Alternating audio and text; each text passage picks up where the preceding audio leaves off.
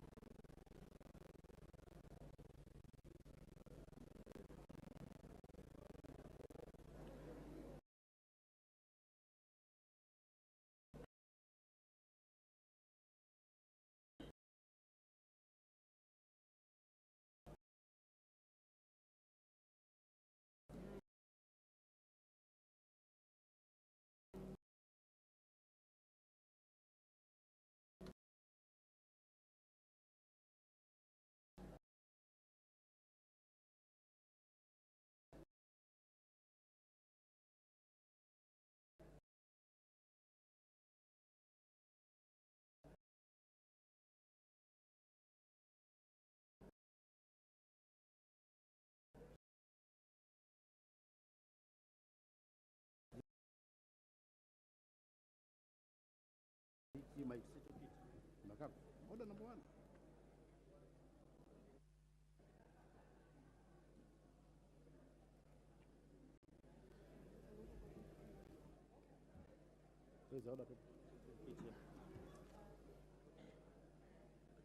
Order number one, administration of oath.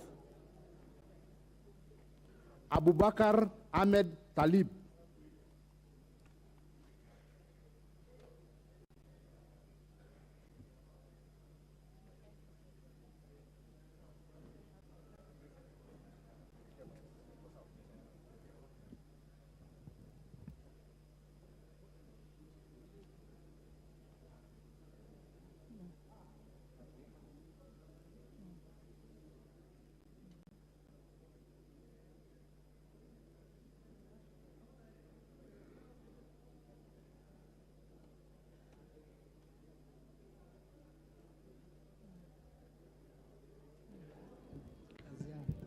What religion do you profess?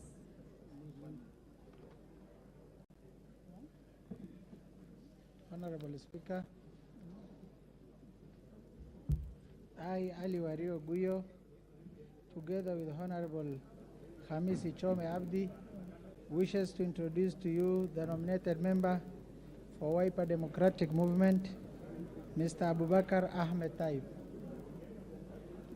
What religion?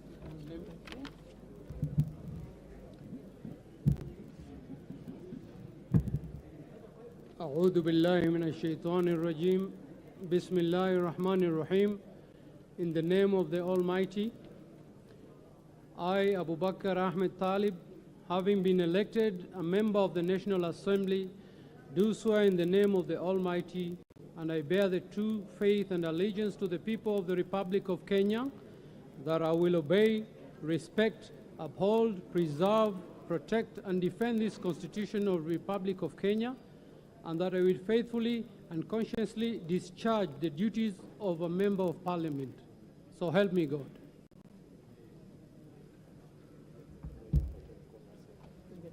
Thank you very much. Thank you. Asante. Yeah, thank you.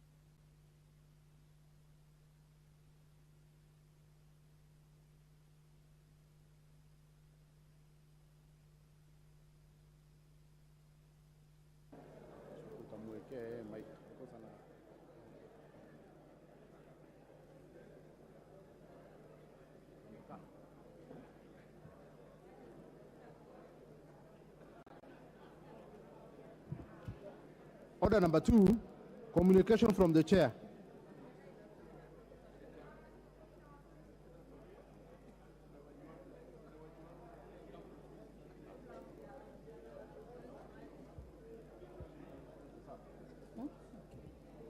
Honorable members, I wish to introduce to you a delegation of members of the County Assembly of Kwale seated in the Speaker's Gallery. The delegation is led by the Speaker, Honorable Seth Mwatela Kamanza. Honorable members, the members are currently undergoing a 5-day induction on their roles and mandates at the Center for Parliamentary Studies and Training, CPST, since 4th October 2022. Honorable members, on my own behalf and that of the House, I wish to welcome them to the National Assembly and wish them fruitful engagements during the course of the induction. I thank you.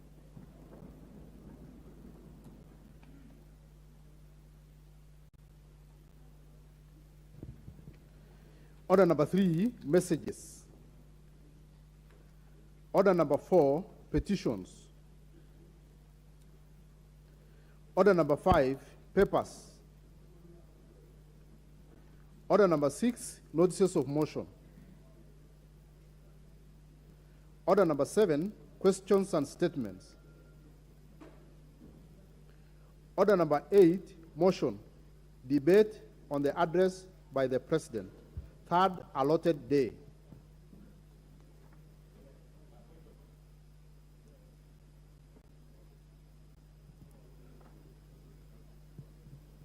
I don't have my...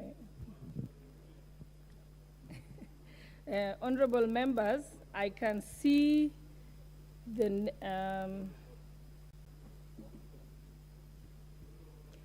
honorable members, we are going to continue with the debate on the President's speech, and I can see the names of the persons who are ready to speak now.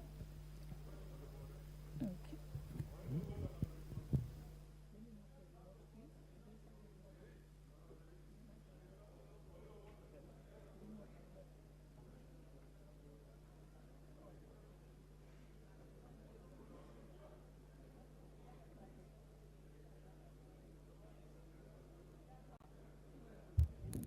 Member for Kiharu, what's your point of order?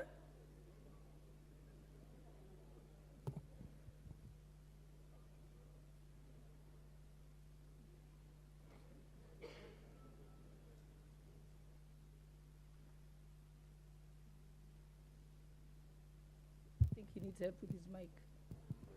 Oh, your mic is working now. Madam Speaker, thank you very much for this opportunity. This House is very anxious, and our country is in paralysis, Madam Speaker, insofar as the determination of the majority and minority in this House is concerned. The Speaker had indicated that this House was expecting communication from the Chair so that we are able to determine who is the majority and minority, so that, Madam Speaker, we can continue with the very business that brought us to this House. Madam Speaker, I seek your guidance, because the country cannot continue to wait in paralysis, and this House cannot continue to wait in anxiety. Madam Speaker, I seek for your communication.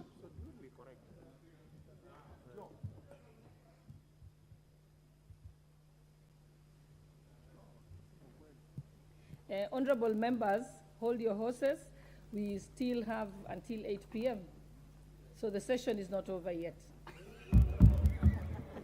And now I will call upon a member for...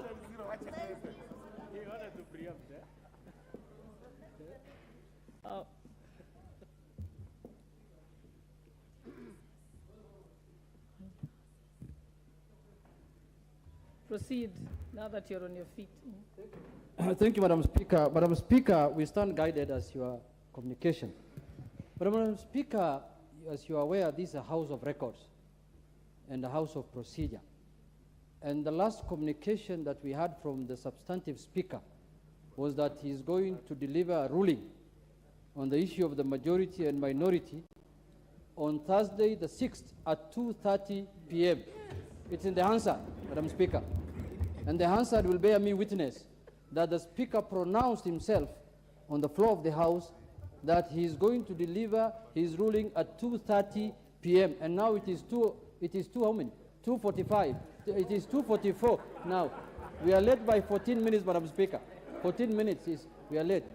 So, Madam Speaker, unless the ruling is not ready, or unless that the law has taken its course and wisdom has befallen on the leadership of this House, and they have realized that Azimio is the majority, and we move forward, Madam Speaker, so that we can move the country forward, Madam Speaker, so that we don't, as my colleague, the Kiaru MP alluded to, we don't keep the country in paralysis and we don't keep the parliament in anxiety.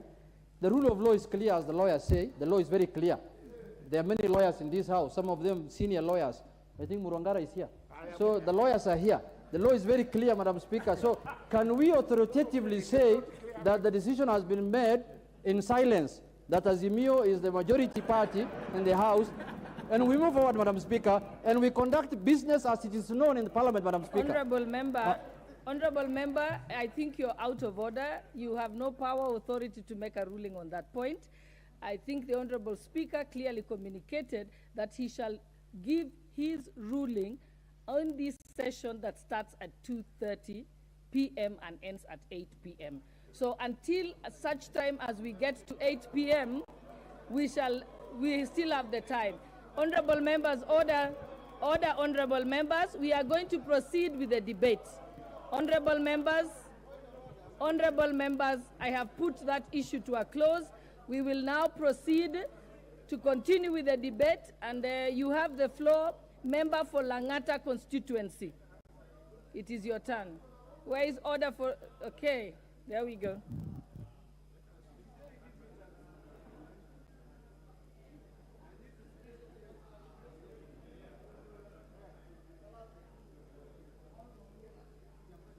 Switch it on. Thank you, Madam Speaker. First of all, let me take this opportunity to congratulate you, having been elected the Deputy Speaker of this House. I also want to take this opportunity to thank the people of Langata for giving me the chance to represent them in this august House. I want to thank our team, Team Jalas, that put up a very big battle, and the battle for Langata was not an easy one. I want to take this opportunity also to thank my party, ODM, and my party leader, Raila Amolo Odinga, who supported me all the way to the end. I want to thank the team from Mugumoini Ward, High Rise Ward, South Sea, Nairobi West, and Karen, who most members here are my constituents. Thank you for your support. I want to, again, take this opportunity to thank my family that also was with me in the battle. When we go now to the president's speech, there's one thing I picked that is very key for my constituency, that is the affordable housing. And I'm happy the president himself is coming to Lang'ata this week for the launch of 4,500 houses, and that is in Zone B of Nyayo High Rise. I want to take this opportunity to tell the people of Lang'ata to be ready, that this project that has taken long will finally come to books. The second thing that I want to talk about is actually the Hustlers Fund. I would want the Hustlers Fund to be given to the members of this House to take care of it, to be in charge of the Hustlers Fund. We campaigned with the Hustlers. We know them better than anyone else. We were with them. I want also to talk about saving that the president talked about. He talked about saving, which really, if the Hustler Fund is coming, let the savings also be directed to the hustlers themselves. They will save themselves and save the money by their own. Let it not be given to anybody again. For Lang'ata again, I want to talk about the projects that have stalled. We have a case in South Sea Market that the land has already been allocated. They're just waiting for a few confirmations and a few approvals from the county. I want to request the county government so that this can be expedited so that the work in that market can begin in earnest. I also want to thank the team that has been pushing for Mugumoini Market to start operating. Chairman Alois, I know you're watching this moment, and you said and asked me so that we can push for the market of Mugumoini, and the lawyers who are here to help us also push so that the small battles that we're having in court can also come to an end so that it can be done and over with. I also want to take this opportunity to tell Lang'ata people that the issue of water, and anytime you mention the word Lang'ata, everybody talks about water. The Northern Corridor grid is already being worked on, and we hope that during this and during my regime as a member of Parliament of Lang'ata, the water issue will finally come to an end when the Northern Corridor infrastructure is finished with and we are gridded into it. Finally, Madam Speaker, I want to take this opportunity also to ask the Speaker in his wisdom, wherever he is, that later when he comes here, he makes the best ruling, that Azimio is the majority in this House. Thank you so much, Madam Speaker. Asante.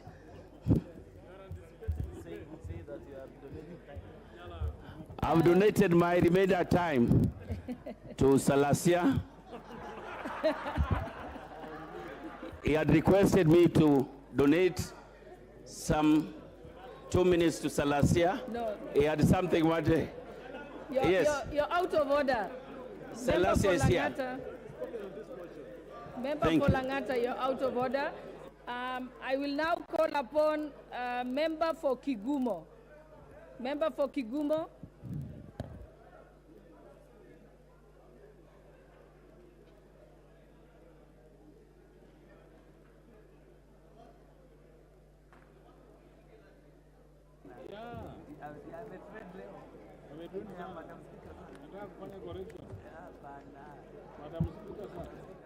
Thank you. Thank you, Madam Speaker. My name is Joseph Kamau Munyoro. I'm from Kigumo constituency. I would like to take this opportunity, first of all, to congratulate the Honorable Speaker, Moses Wetangula. I would also like to congratulate you, Madam Speaker, on your election as the Deputy Speaker. Also, I take the opportunity to congratulate our President, His Excellency William Samoei Ruto, and the Deputy Rigathi Gachagua on the election. Secondly, I would like to thank the people of Kigumo for giving me this opportunity to serve them as their representative in this 13th Parliament. People from Kahumbu, Mudhithi, Kigumo, Kenyona, and Kangare wards, I thank you, and I promise you that the election that we conducted and you gave me the votes overwhelmingly, I do not take it for granted, and I'll endeavor to serve you and assure you that all the promises I made will be gotten. I would like to take this opportunity also to thank my family, my dear wife and children, for the support that they gave me during the campaigns, and also my extended family, my brothers and sisters, my mother in Mareira, for giving me the support that was required when we were campaigning for me to be able to get to this Parliament. I assure them that our family name is in safe hands. I would like to tell the people of Kigumo that we have projects that we are following up. We have Kangari Market that we know is halfway done. I assure them that we'll be looking at it and making sure that it's complete. We are launching Mudhithi Market. We'll do groundbreaking next week. And I assure them that all the projects that we have in the constituency, we will be able to make sure they are completed during my term. I would also like to assure them that we've spoken about bursaries, the NGCDF, and I'd like to thank the President for mentioning it here and assuring us that we shall be able to have the kitty so that we can be able to educate our children. We know we have a lot of them at home, and we know some of these kids can only be helped by being paid for school fees by the kitty. And we assure them that we'll do that without favor, and it will get to the people who will be needy.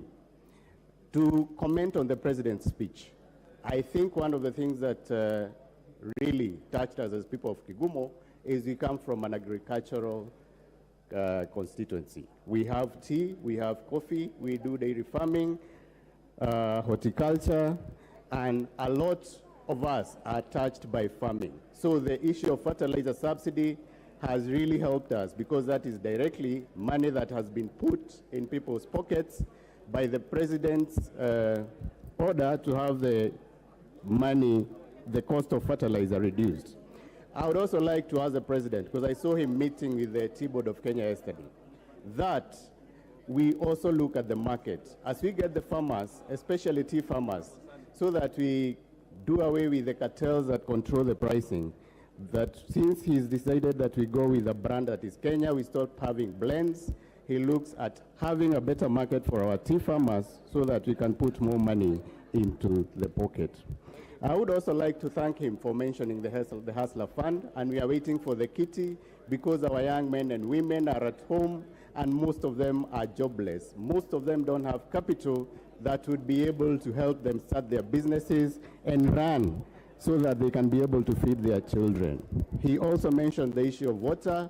One of the things that is really a problem, especially in the lower areas of our constituency, is water problems.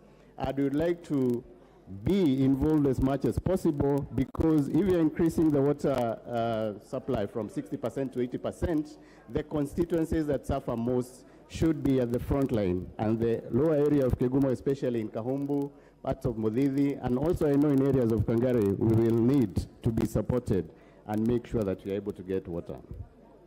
We have the issue of electricity, he also mentioned, and we want to connect our people so that people can start their businesses, even in the Juakali sector, and they are able to run and be able to get an income from their businesses. Madam Speaker, I'll also mention the issue of interest rates and especially the Fuliza issue. We know a lot of people have those loans on their phones. Some of them nowadays can't transact using M-Pesa, and the lowering of these interest rates is really a good thing for us. And I hope they can even be lowered further, because even the 50%, I believe, is still high. We have issues that he raised of the cabinet secretaries coming into the House of Parliament so that they are asked questions. We have the Mau Mau Road that is being constructed.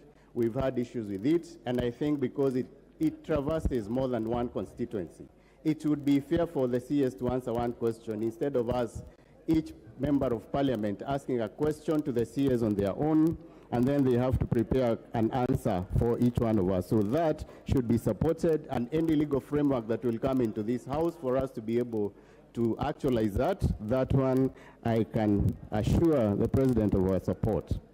I will finish by saying that coming from an agricultural constituency, we will still need more to be done for our agriculture. There is market for our house avocados. We need to be assured, because we need a law that, because we have a somewhat of a cartel in the avocado industry, so that everybody can be able to sell their avocados directly without having to go through brokers, and we assure you that we get more money for our avocados. I will finish with saying that any legislation that will come into this house, that will be to support and actualize the promises that have been made by the UDA government and our president. So long as it is serving our people, they can count on my support, and also assure our Kigumo people that their interest of being represented will be well done. Legislative functions, I will make sure that laws that are passed here also support and favor us, and assure them that we shall oversight the government. I thank you, Madam Speaker. Thank you very much. Thank you. Member for Dagoretti South.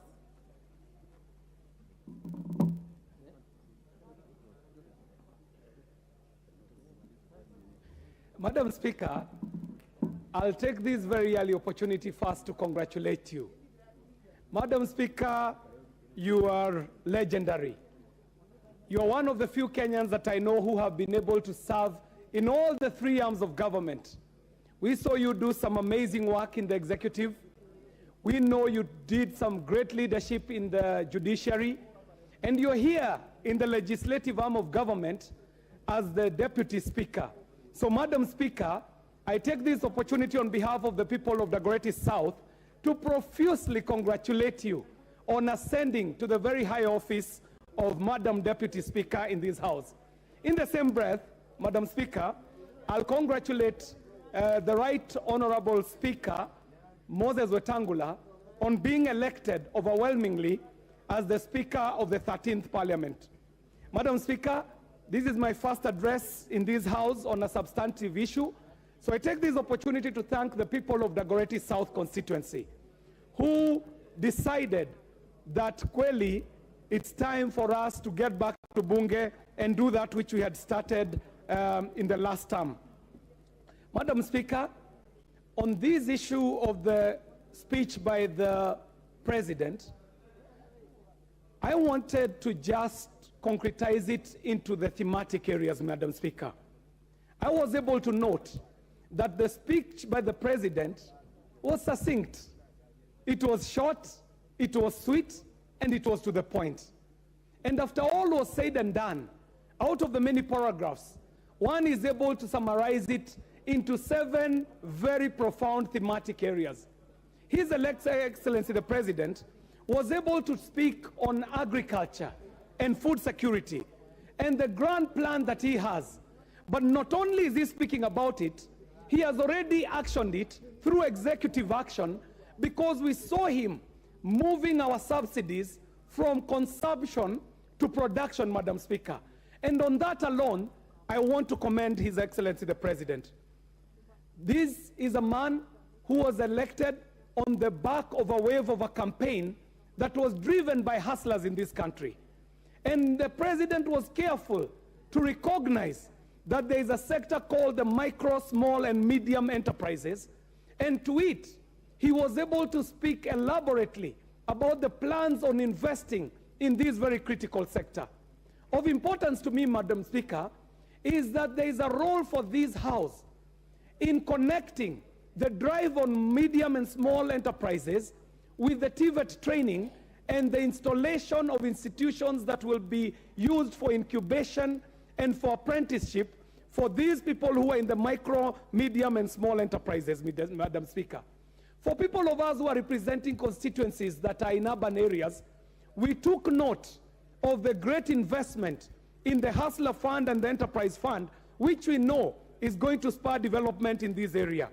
Madam Speaker, I pride myself as the women representative of the people of the Dagoretti South constituency. I am a feminist, Mr. Speaker, and admittedly so. So I was very excited when His Excellency the President took up the women agenda. We know what the plans are. We saw them when he was signing charters with the women of this country. Not only did he sign a charter, he transformed it into an agenda in his manifesto, which ended up becoming the Kenya Kwanza plan, which shall be implementing. I commit, as a feminist and the women representative of the people of Dagoretti South, I commit to support any legislative agenda that will push the women agenda in this house. Madam Speaker, His Excellency the President was keen to bring up the issue on the health agenda. Each member of parliament here will tell you that when they are doing their clinics on Monday morning, the biggest issue that they have to contend with is how to pay bills. How to pay bills for hospitals, how to pay bills for the diseased. Madam Speaker, this country cannot afford to continue paying for health out of pocket. When His Excellency the President will champion bills to reform NHIF in this house, Madam Speaker, I shall be a champion. I will be championing for the reform of the health sector, for the reform of health financing, and for that I commend the President for putting it in his speech. Madam Speaker, we have been told that there is a task force coming up to review CBC. So when it came up as an agenda on the President's speech, I was excited because some of us have children, some who are in standard 6 this year. We want to know, what does CBC mean when a young child who is 12 years old is taken to a high school and has to be in school with people who are probably 19 years, some 18 years, and this is a young student, probably age 13 or 12. So when we go into this issue of education, Madam Speaker, I know even this House shall be involved in recommending some changes to this CBC form of education, and this task force will be one of the things that will be a highlight in the life of this Parliament. Madam Speaker, His Excellency the President applied himself on the issue of ICT and the digital economy. Madam Speaker, this is the sector that brought me up. And I would like to report to this House that in the world that we are living today, ideas are the currency. Data is the currency. If we do not take note of the new and emerging economies in the digital economy and the creative economy, Madam Speaker, then we shall not be fit for purpose in a time such as this. So, Madam Speaker, it is my joy and celebration that His Excellency the President, from this very important speech, was able to address the issues of the creative economy, of the digital economy, the question as to whether telcos should continue operating as banks, whether they are regulatable when they are operating under where they're being regulated under Communications Authority, while they are also conducting monetary business that should be oversighted and regulated at CBK, is an issue of concern. The issue of Fuliza and digital loans, Madam Speaker, is critical. We cannot have a country that is listed as people who cannot pay loans. Madam Speaker, the idea of moving CRB to a credit system was very welcome as an idea from His Excellency the President, and I know this House shall have a bite on this issue, and I know our members who are representing Kenyans who have been listed, who have been condemned, shall be contributing to this, Madam Speaker. Madam Speaker, for me, the housing issue is critical. I hail from this city. It is the city that brought me up. I do not know of any other place as people retreat to their rural areas. Nairobi is my ushago, so to say, Madam Speaker. So when this issue of housing was brought up by housing and settlement was brought up by His Excellency the President, I was keen to know what he has to say. Madam Speaker, I picked out a great idea of aggregation, of specialization, of standardization that speaks to the people of Dagoretti South, who are world-renowned as artisans, as Juakali sector idea leaders. Madam Speaker, if you drive on your way from Adams Arcade, from the Adams Arcade roundabout all the way to Karen, you shall see the streets lined up on both sides by people who are artisans, Juakali artisans. These are people who will benefit from this housing and settlement plan, Madam Speaker. Madam Speaker, because there isn't much time to lay out everything I wanted to say, I will leave it at the issue of corruption, Madam Speaker. The Honorable Member Fatuma from Migori did say that His Excellency the President had nothing to say about corruption. Madam Speaker, that speech was laden with issues that, if they are addressed, would address the main issue of corruption. But I want to remind us that even as we address corruption, we need to remind us what Mother Teresa tells us, that whatever you resist persists. We cannot keep glorifying corruption by giving it a high pedestal, Madam Speaker. Let us start speaking about integrity. Let us make institutions that are titled with the word integrity. Let us stop glorifying corruption as a name. The more we glorify corruption, the more it persists. Madam Speaker, it is upon us to align ourselves with integrity and ethics and morals, but not to keep glorifying corruption. Madam Speaker, I thank you for this opportunity, and I will take this opportunity to congratulate each and every single member of Parliament who has been elected, and I wish you a good... Thank you, Member for Dagoretti, and thank you for your kind words.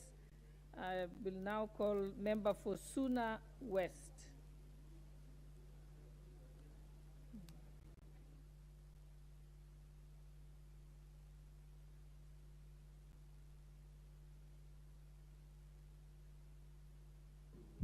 Thank you, Madam Speaker, for giving me this opportunity to contribute today in this house. First, I want to congratulate you for being elected the Deputy Speaker of the 13th Parliament. Madam Speaker, before I say something about today's agenda, let me thank the people of Suna West, the great people of Suna West, for electing me for the second time to represent them in this very important house. I want to thank the youths, the religious leaders, professionals, the business community, all those who worked down 24 hours to ensure that my second victory is one which I'm not even taken to court to be challenged. Mr. Speaker, Madam Speaker, as I continue to contribute in this today's motion, there are several areas that I want to mention, more particularly about the youths. Madam Speaker, we are talking about hustlers' money according to the President's speech. But hustlers some are old men, some are old women, some are youths. But particularly, I want us to emphasize on the issues of youths of this country, Madam Speaker. Many were promised that they will be paid some fukoni, some were to be given 6,000 every month. But now that all of them are lamenting, if you read the book of Habakkuk, they don't know where, if there is money in their pockets, or at the end of the month they are going to get the 6,000. Can't we formulate a policy that we have a youth commission that will ensure that if small and medium enterprises money is given, youths are considered, because one, they don't have the startup capital, and two, they don't have major representative in both houses. So, Madam Speaker, I'll request this House, as we move forward and discuss this particular speech by the President, let us, as legislators, emphasize on the issues of youth so that they can be part and parcel of this country. Madam Speaker, on the universal health coverage, yes, we want to try to increase number of people being covered by NHIF. But let us also consider the standards of health in this country. Madam Speaker, we have very few referral hospitals. And if these hospitals, we don't increase the number to every county having a well-equipped referral hospital, we will continue losing the citizens of this country simply because they cannot access a standardized and health services. On the same note, Madam Speaker, we may talk of universal health coverage, but what about the health workers? Do they have a good representation? Because as we talk now, the county governments, the 47 counties, are not managing our health workers well. This House should consider forming health commission so that they can deal with the issues of health workers in the country, Madam Speaker. Madam Speaker, as well, on the same note, I want to talk about infrastructure. In the President's speech, he did not cover it. The people of Suna West were expecting a lot in terms of infrastructure. We have a major road in Suna West called Kababu Pinyu Yadera Road. It is still unusable. And we were expecting a lot of money was to be put in infrastructure so that we can benefit from this money to make this road to bitumen standard. Madam Speaker, we have civil servants in this country. As we all know that the living standard now, the cost of living is so high, but the salary remains the same. We need to look into our civil servants. We need to look into our men and women in uniform when we are discussing economy, because in their circumstances, very few people are thinking about them, but the living standard, the cost of living is very high in Kenya today, Madam Speaker. Madam Speaker, I want to talk about education. Our education system is confusing. Let us formulate policies which can guarantee standardized education. Today, even the professionals are not very sure of what is going to happen tomorrow. January is just next door, but we don't know which system we are going to use. But above all, Madam Speaker, the government has tried over a period of time on the issues of free secondary education. But the question is, the money allocated to each student in secondary school, is it sufficient as per the current situation? Something needs to be done about that. And apart from that, what we need also to do concerning school fee, Madam Speaker. Now the price of unga is 200 and something shillings. And principals are buying maize from the same market. And the allocation which was done 10 years ago still remain constant. Are we doing favor? Are we doing justice to these schools and our students, or we are losing it, Madam Speaker? So as legislators, I believe we can do something to salvage this country. Madam Speaker, I want to talk about the issue which was mentioned of KRA. World all over, I've been doing some small research. There is no friendly tax collector. A tax collector is a tax collector. The best thing which can be done is to come up with good policies where those who are paying tax can see or feel the value for their tax. By doing so, nobody will be complaining about paying tax. We need to see good roads, good hospitals, salary increment, Madam Speaker. Madam Speaker, on the issue of security, what are we doing about our people who are not secured? Are we increasing the number of vehicles to police officers? Are we increasing the salary for our men and women in uniform? Are we jailing criminals, or we are letting them free? Our court should do something about people who are bringing insecurity in this country, Madam Speaker. Madam Speaker, finally, I want to congratulate each and every member of this 13th Parliament for being elected. But I want to remind them that as we are being celebrated now, the next day we are going to be the enemies of the public. So we need to do things which will be remembered with. Whether you are in this house or outside this house, you must develop your people to an extent that when you are not in this parliament, people will still talk about you years after you have existed positions of leadership. Madam Speaker, I want to thank my party ODM and the party leader Raila Amolo Odinga for giving me an opportunity to serve the people of Suna West as an elected member of parliament through party. Last time I was in this parliament as an independent member of parliament, and the challenges I faced, I hope the current independent members of parliament are not going to face them. Therefore, we need to strengthen parties so that democracy can prevail in this country. We need people like Raila Amolo Odinga to be respected, to be given opportunity as the few statements we have in Africa today. Madam Speaker, allow me to say this. As we are talking about Azimio and Kenya Kwanza, we must know that there are people who contributed to the liberation we are enjoying today. Sometimes back there are areas who could not even develop themselves because there was no devolution. Some people died because of fighting for devolution. I can recall very well Dr. Odhiambo Mbai, who was killed because he was agitating and fighting for the people of Kenya to be liberalized for the second time. Madam Speaker, nobody was mentioned as a candidate for devolution ministry. That worries me because my background, I'm the last mayor of Migori, and I know what devolution can do. So therefore, something needs to be done so that we have a very powerful devolution minister so that we can strengthen our devolve unit for people to get services, even if you are in government or you are not in government. Thank you, Madam Speaker, for giving me this opportunity. What's your point of order, member for Elders?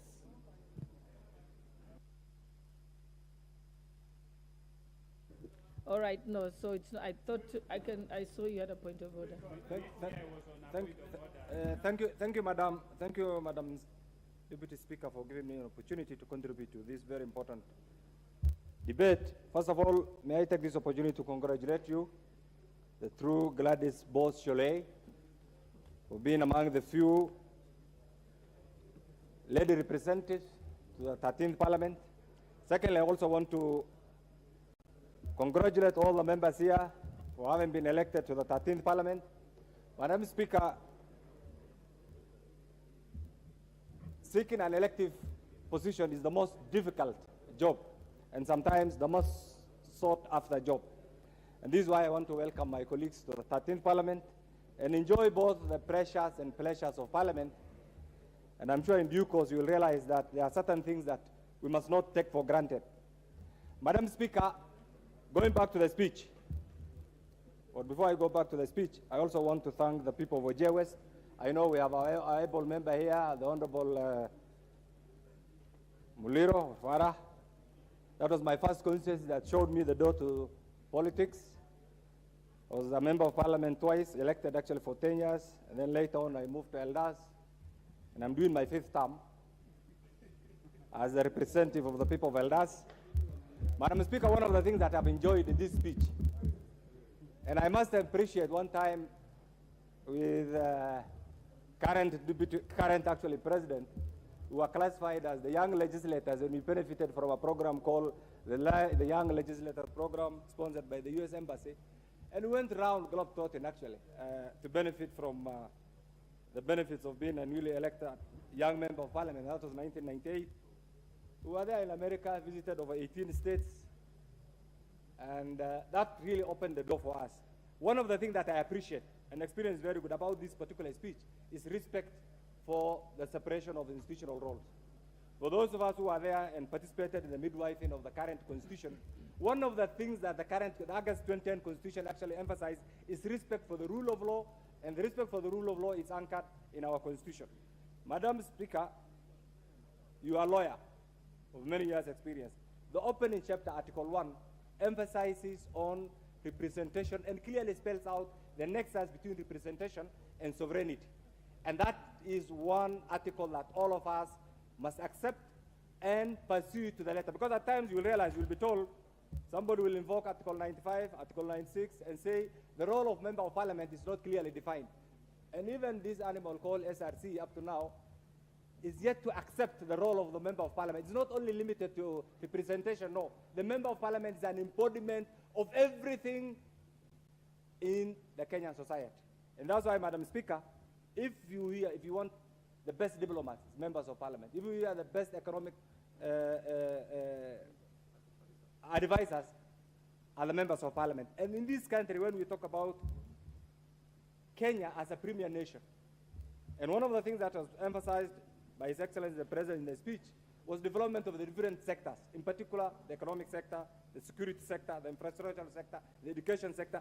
All these requires an informed, knowledgeable, persistent member of parliament through legislation, through oversight. And this is why, for me, Madam Speaker, without CDF, and I'll ask my colleagues here to accept this, and we should say no CDF, no representation. And I think that should be the slogan. Because without CDF, there's no need of being a member of parliament. And this has been said. You need to go back to where we were in the 90s without CDF. And the member of parliament was a miserable human being. What has given life, human dignity, and face to representation is the presence of CDF. Please, whatever you do, regardless of our different political persuasions, CDF must remain an integral part of our day-to-day activities. That's why I appreciate when His Excellency talked about retention of CDF. And I'm sure how that will happen is up to all of us to pursue it to the letter. Otherwise, dictators from the Treasury mandarins, they've always been there. They are not loyal to you, they are loyal to their interests. But for you, your loyalty is directly to those who have brought you to this house. And that is a very important ingredient, actually, in your life. Madam Speaker, coming back to Kenya, Kenya is not I remember just some few days before the final results actually was announced, the atmosphere was pregnant with so many rumors and speculations. The people were saying what will happen. Tribal advice here, so many challenges. But one thing that we must appreciate is the resilience of the people of Kenya, the maturity of our democracy, and Kenya, not only as just a country by the name, as a premier republic. A premier republic in which form? Today, in Ethiopia, an eventful day is happening. Why? The effects of Safaricom diplomacy. The effects of Safaricom diplomacy is now being felt in the entire Horn of Africa. And we're going to be very proud of that event, because very soon, the benefits of Safaricom will be felt all over. Equally, Madam Speaker, Kenya is an economic hub. Kenya is a security hub, it's a diplomatic hub. These are things that we must appreciate as citizens and as the representative of the people. Madam Speaker, the other day this country was voted as the best in human resource capital. What do we need to benefit from this is our diaspora diplomacy. I know very soon there will be an inclusion of the Hassala diplomacy as one of the tenets of our foreign policy. But before that is domesticated. The diaspora diplomacy has greatly contributed and improved, greatly contributed to our economy. It's something that each one of us here as a parliamentarian, as part of our parliamentary diplomacy, must be prepared to engage in. And this is why, Madam, in this era of representation, if you look at another jurisdiction, in other democracies, parliamentarians are the best diplomats. In the Kenya context, the parliamentarian is not regarded as somebody well-informed, simply because of the basic definitions that other people who are not friendly to parliament have given to parliament. Madam Speaker, one thing, the issue of drought, His Excellency the President has alluded to this, but one thing that colleagues from northern Kenya actually must accept and pursue, the era of food relief syndrome must come to an end. We need irrigation. We need water, Madam.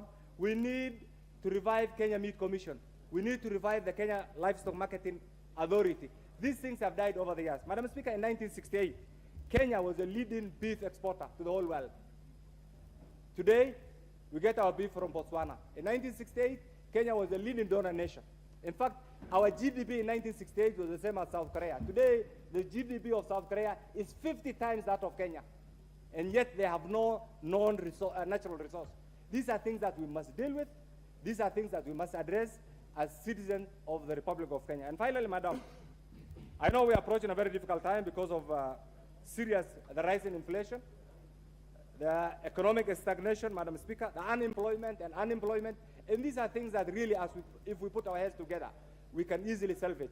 We are surrounded by countries that have had serious security challenges, and that's why Kenya remains a very important component of the international community, and that's why I believe in their own wisdom, the international community decided to elect Kenya actually as a member of the United Nations Security Council.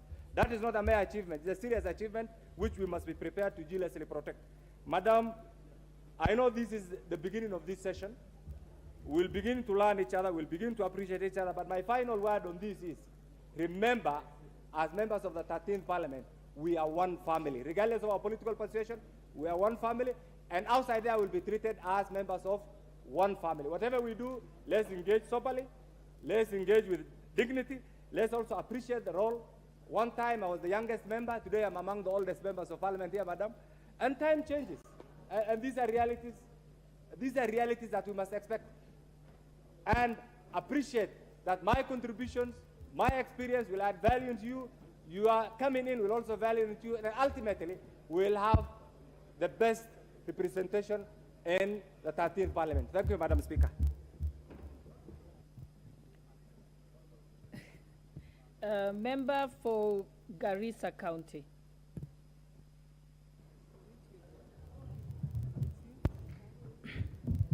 Thank you, Madam Speaker.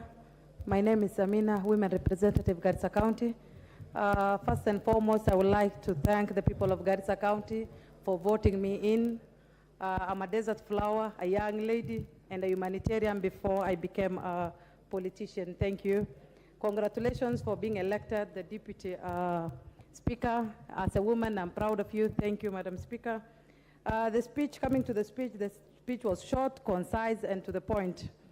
The speech was largely people-centered, and it was about Wanjiku and reflected the aspiration of the new president in charge of the lives of the ordinary citizens. However, Madam Speaker, there were notable gaps. Million plus citizens in more than 23 counties are being affected by the drought, more so the people of Garissa County, Madam Speaker. And the larger northern Kenya are staring at death and starvation, Madam Speaker. Mothers and children are worse affected, especially the lactating mothers and infants. The speech ought to have usually centered around this recurring problem that affects the people of the North every year. The situation is grim, Madam Speaker, horrific and despairing, and people are dying each day because of hunger. Sometimes some things needs to be done to save the lives of millions. I expected His Excellency to touch on these serious issues since he was addressing us as the people's representatives. Under our Constitution, the state is responsible of the lives of all Kenyans. Efforts must be made to ensure no Kenyan will lose his life because of hunger. I must also commend the government for its little but necessary effort it has initiated in sending relief food to the people affected. More need to be done. I thank His Excellency Deputy President Rigathi Gachagua, aka Rigiji, for leading this. We hope the new cabinet will address this. Another important issue that His Excellency the President forgot is the good message of unity in our country. He is no doubt the president of 50 plus Kenyans, both of those who voted him and those who did not vote for him. Without a commitment to the unity of the nation, the government may not succeed in its endeavors. The unity of our people is paramount, Madam Speaker. The President is a symbol of national unity. Under our Constitution, we pray for him and pray for our nation as we expect him to unify Kenyans, Madam Speaker. Also, the President said he is a believer of the rule of law, and I believe that Azimio is the majority, and I hope the role of the law will be respected, and Azimio should be the majority. Thank you, Madam Speaker, and I'm proud as a woman to have a deputy speaker, Madam Speaker. Thank you very much. Thank you, member for Garissa County, and thank you for being brief. Members, I think the reason why we had the procedural motion on limitation was to ensure that as many members as possible have an opportunity to speak, particularly those who are making their maiden speeches. I can still see their people who has already spoke, and their names are here. So if you could kindly pull out your cards. I have a very good memory in case you think I forgot. Yeah, like member for Imwa Dikir, I saw your name here. You're not supposed to be there. You spoke already. I think Kigumo, also pull out your card. So I'll find you out. I'll find you out. So now we'll call member for Elgeyo Marakwet County.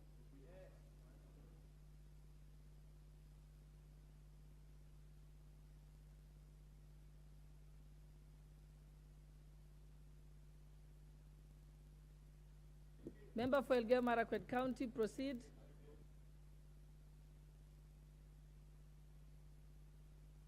Mike, please.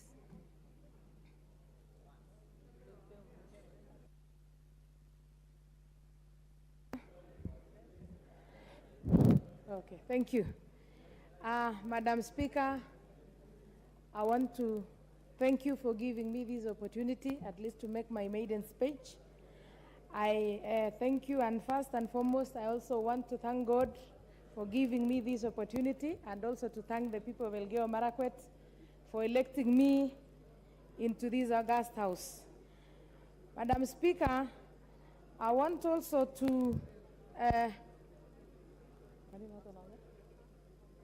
okay, Sasa. Madam Speaker, my journey to the August House was not easy. I come from Elgeyo Marakwet County, and you know it was the bedroom of UDA party. But the people of Elgeyo Marakwet believed in me and voted for me overwhelmingly. And I want to thank God because of that. So I also appreciate them. Madam Speaker, I come from a county that has so many challenges. And one of the challenges in Elgeyo Marakwet is the issue of agriculture. People of Elgeyo Marakwet, Madam Speaker, most of them, 100% of the residents of Elgeyo Marakwet are farmers. They are either keeping domestic animals or they are farming. Madam Speaker, the issue that has been affecting the people of Elgeyo Marakwet recently is the issue of fertilizer, and I want to applaud the President for talking about the subsidizing the inputs of farmers. So I want to commend that, and I believe that going forward, the life of a farmer is going to be as rosy as the life of somebody who lives in the city and enjoying what comes from the farm without knowing the hustle and the bustle that the farmer is going through. Madam Speaker, I also want to assure my people of Elgeyo Marakwet that I'm going to make sure that we handle the issue of banditry in the Kerio Valley. Madam Speaker, the people in Kerio Valley don't enjoy peace because there are people who have taken law into their hands, and they live with firearms the way they want. So, Madam Speaker, going forward, I believe that in this house, through this house, I'm going to make sure that I legislate properly and make sure that we're going to live like any other person living there. The issue of banditry in Kerio Valley, Madam Speaker, is about time that is categorized like terrorism, because a bandit is more than a terrorist. Madam Speaker, if you can remember last year, the people who died in the Kerio Valley, who are killed by people who have illegal firearms in their hands, are more than the people who are killed by Al-Shabaab maybe in the past 5 years. So the Al-Shabaab and the bandits are all in the same category. And through this house, Madam Speaker, I'll ensure that we are going to categorize those people as terrorists, and probably it will come to an end. The issue of banditry will come to an end. Madam Speaker, I also want to talk about, I also want to assure the people of Elgeyo Marakwet that we had two projects, the Aror and Kimwarer Dam projects, Madam Speaker, that the previous government ensured that they massacred those projects at the expense of the benefits of the people of Elgeyo Marakwet. I'll make sure that the same projects are brought back so that it can help the people of Elgeyo Marakwet to do irrigation, to irrigate and be able to farm their crops, Madam Speaker. Allow me also, Madam Speaker, to thank the President of the Republic of Kenya for ensuring that he has the issue of mamambogas and the hustlers. This country, Madam Speaker, the gap between the rich and the poor is widening day and night, because the poor people get poor daily. Through the Hustler Fund, I believe that the people of Elgeyo Marakwet are going to benefit and be able to use the revolving fund and ensure that they improve their lives. Madam Speaker, since I know so many people are already queuing here to give their maiden speech, I would wish to donate the extra time that I will that I still have, so that even my member of parliament from Marakwet will find time to give his maiden speech. Madam Speaker, so I want to appreciate so much and thank you. Thank you, Madam Speaker. Honorable members, you know, if you come to me and have a side talk and request for time to speak, then you're automatically disqualified, because I do not want to give the impression that if you come and side talk me, you get an opportunity. So if you come here, you're disqualified. Yeah, so I think, yes. Member for Nairobi County.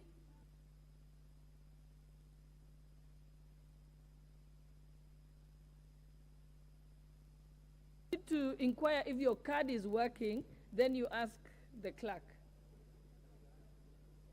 or the sergeant at arms. Okay, because I don't know how to do it myself. Thank you.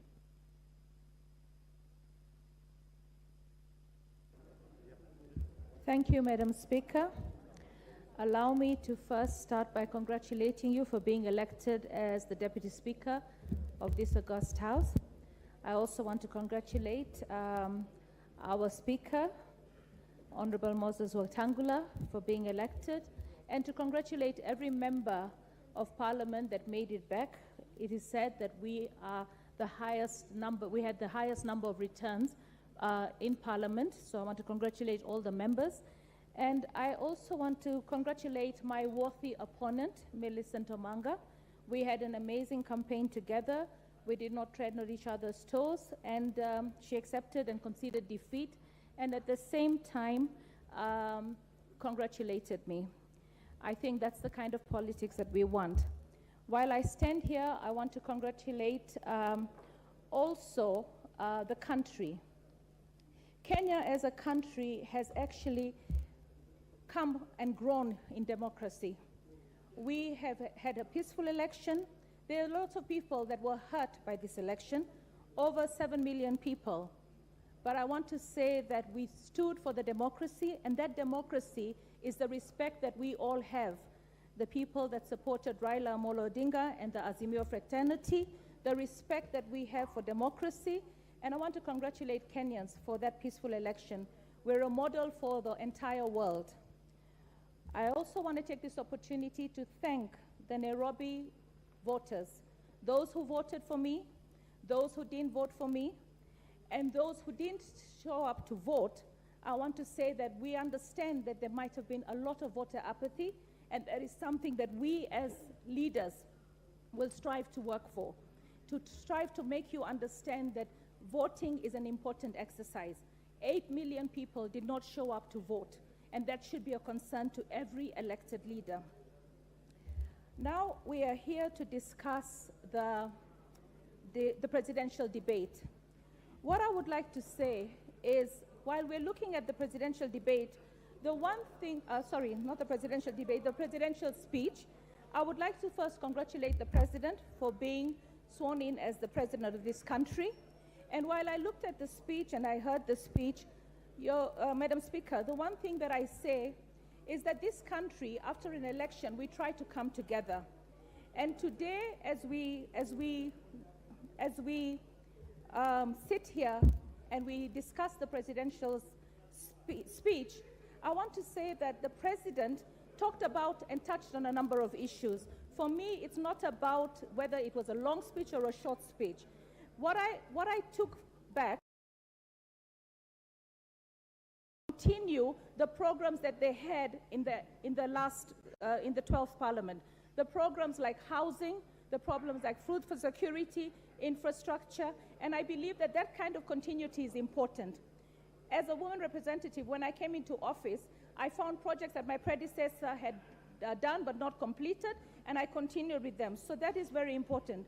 We recently accompanied the president as he was launching housing project. So that is a project that started in the last administration where he was the deputy president, and it's a project that he wants to continue. I like the fact that he actually spoke to the fact that the rental income will be low and that the people will be able to afford the houses. Nairobi has got a slum in every corner. The people of Nairobi want better housing. That was part of the agenda, the 4 agendas of the government, and I believe that continuity of programs that are good will be very favorable for this country. The area that I have a problem when it comes to food security is our rush for GMOs. I believe that the whole world, if you go to Europe right now, the most priciest commodities are commodities that are organic. So when we start thinking of GMOs, I believe that we should start trading slowly. Much as we want to feed our people, we have to make sure that we understand that as a country, we want to be also able to not just feed ourselves, but to export our products. We have to think twice, and we have to educate the people, because with the rise in cancers, if we rush to GMOs, we might end up also having a situation where we're increasing our medical costs, and we also have UHC as a big program for this country. Madam Speaker, when I think of the idea of saving, I saw that the President talked about the fact that when you retire, your NSSF contributions will not be sufficient for you to retire at the rate of 200 shillings. He talked about 2 shillings and then 1 shilling coming from the state. That is very good, but at the same time, what we have to realize that if we don't handle the big elephant in the room, which is corruption, then we will be faced with a situation where people are saving and the money is being siphoned out and stolen and not invested. When you have housing, I believe that when we save for retirement, one of the things that we should offer our citizens is affordable housing. We see a lot of citizens that have worked very hard and they can hardly live on the retirement benefit that they get from the government. When it comes to the borrowings that we have in this country, the President touched on reducing the budget by over 300 billion and ensuring that our debt repayment, the excess that we have to borrow every year of 900 billion is reduced by 300 billion. That is a good initiative, but then we have to ask ourselves, where are we going to find this money? For me, I believe that this country loses so much more than the 300 billion to corruption. So while we're strengthening our institutions, like we're strengthening the judiciary, we're strengthening the police, we're giving them budgets so that they can sustain themselves, we've got to want to deal with corruption. An area that I had hoped that the President would have looked into is for investment and investor confidence. This country right now makes it very difficult for people to actually invest and bring money into the country. You have a situation where if you want to deposit any money, the maximum that you're allowed to deposit is $10,000. A lot of Kenyans have got money outside of this country, and they cannot come and bring this money into the country, which we desperately need. I believe that we should allow some kind of amnesty to bring in the money and remove that obstacle where you have to deposit only 10,000 and provide sufficient documentation for it. The problem is that is stifling a lot of people coming into this country to make investments. I believe that not every money that comes into this country, over $10,000, could be stolen money, but we're making it very difficult for people to actually come into this country to invest because of the red tape that we have. Kenya as a country, I want to say that we are blessed, but we have a situation right now which is drought. And drought and the interventions that we need from the government. I mean, it is sad to see that right now, Kenyans in so many parts of this country, children are dying from malnutrition. Children are dying because their parents cannot afford to give them healthy, nutritious food.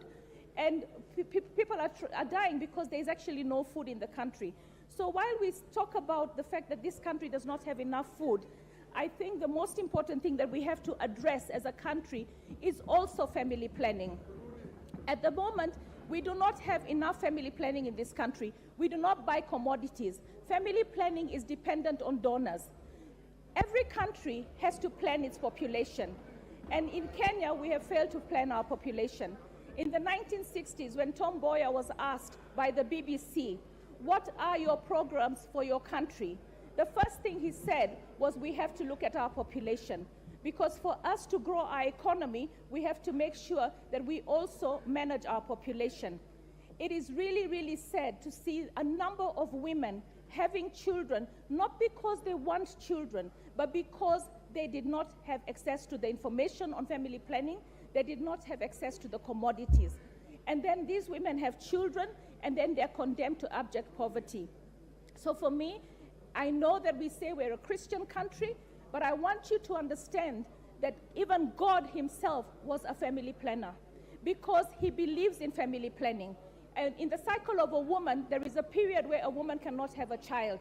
So for me, I think as a country, we need to plan our population so that we can actually look after our environment and also protect the citizens of this country to be able to prosper. Thank you, Mr. Speaker, sir, for giving me this opportunity to contribute to the presidential address. Thank you. Member for Kandara.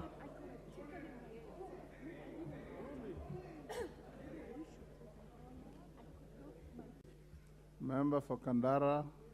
After the member for Kandara, then you will get what you're asking for.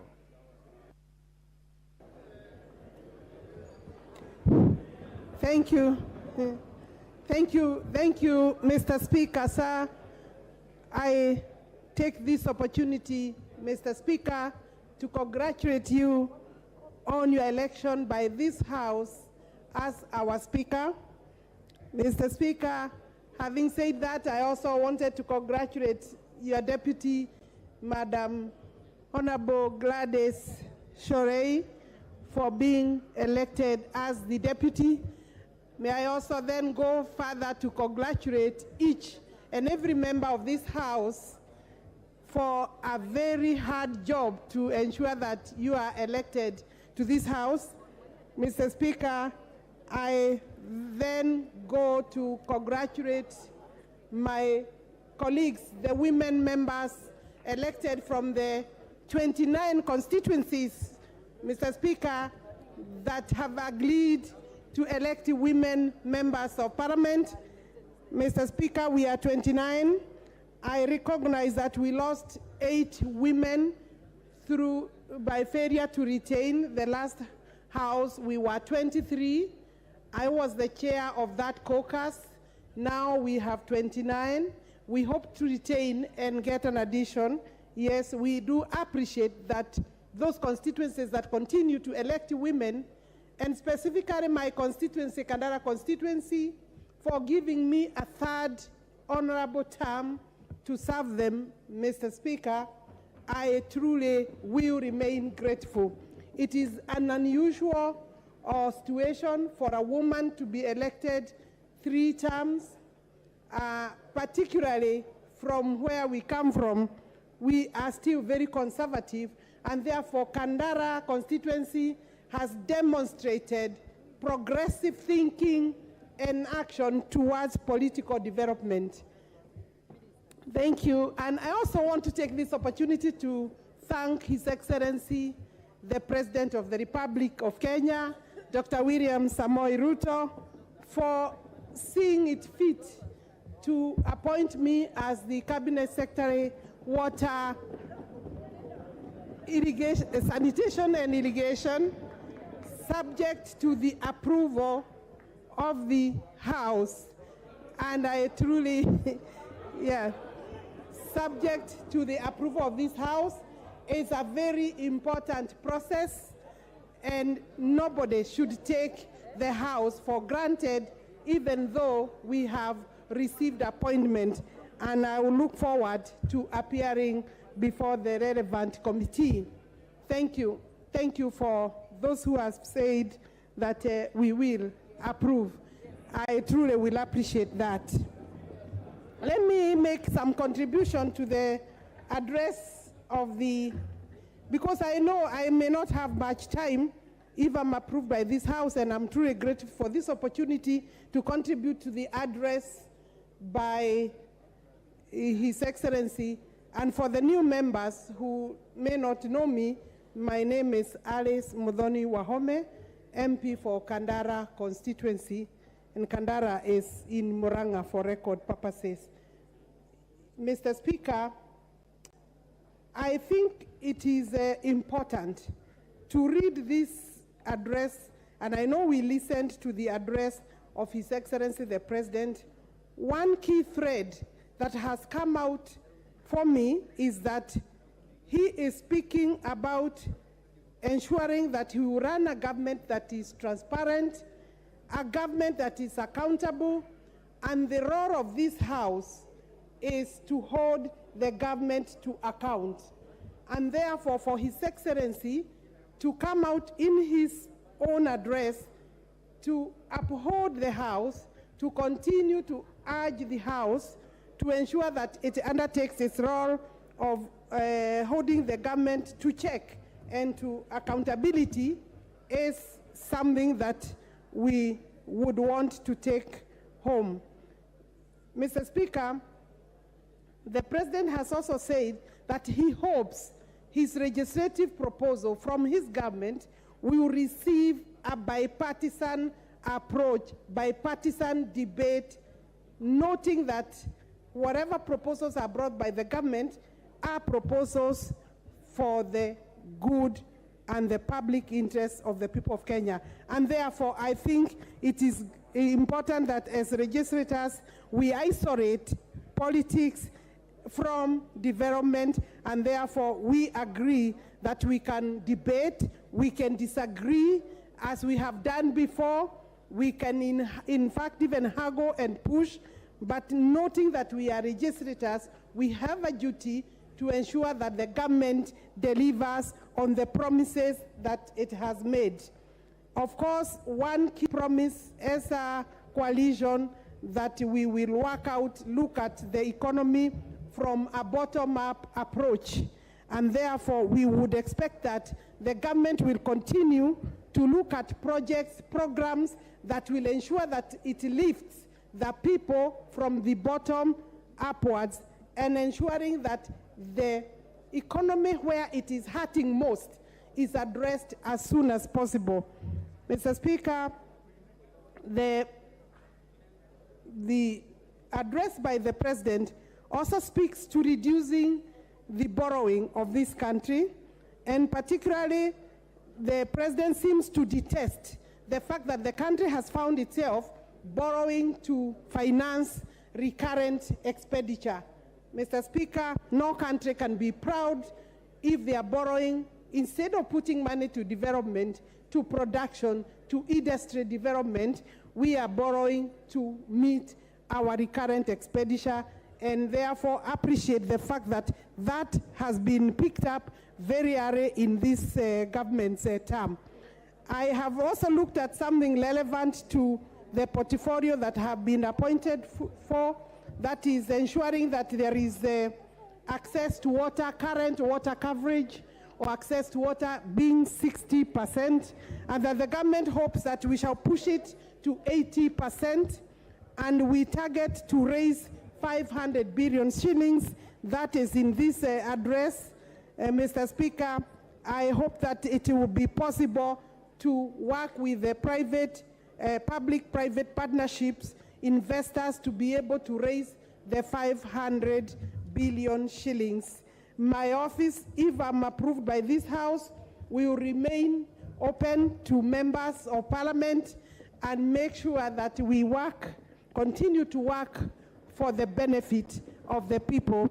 And I know that in terms of the legislature and the executive, if the relationship is improved, enhanced, and that we ensure that there is a logical, prudent, reasonable working relationship, we can be able to make a difference, we can be able to deliver to the people, noting that where we are as a country, nobody is very proud of the fact that the country is on its knees literally, and that we all need to work very hard.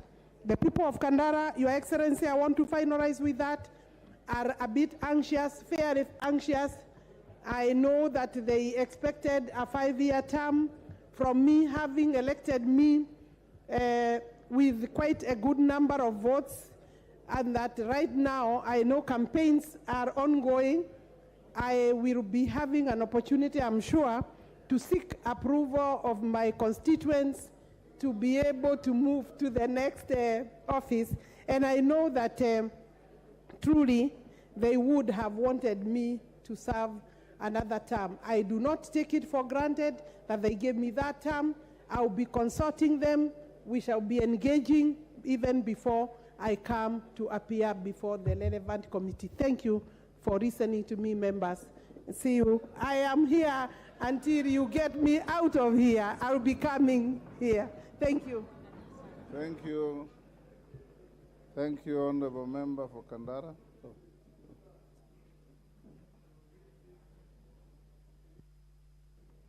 Order number 3, messages.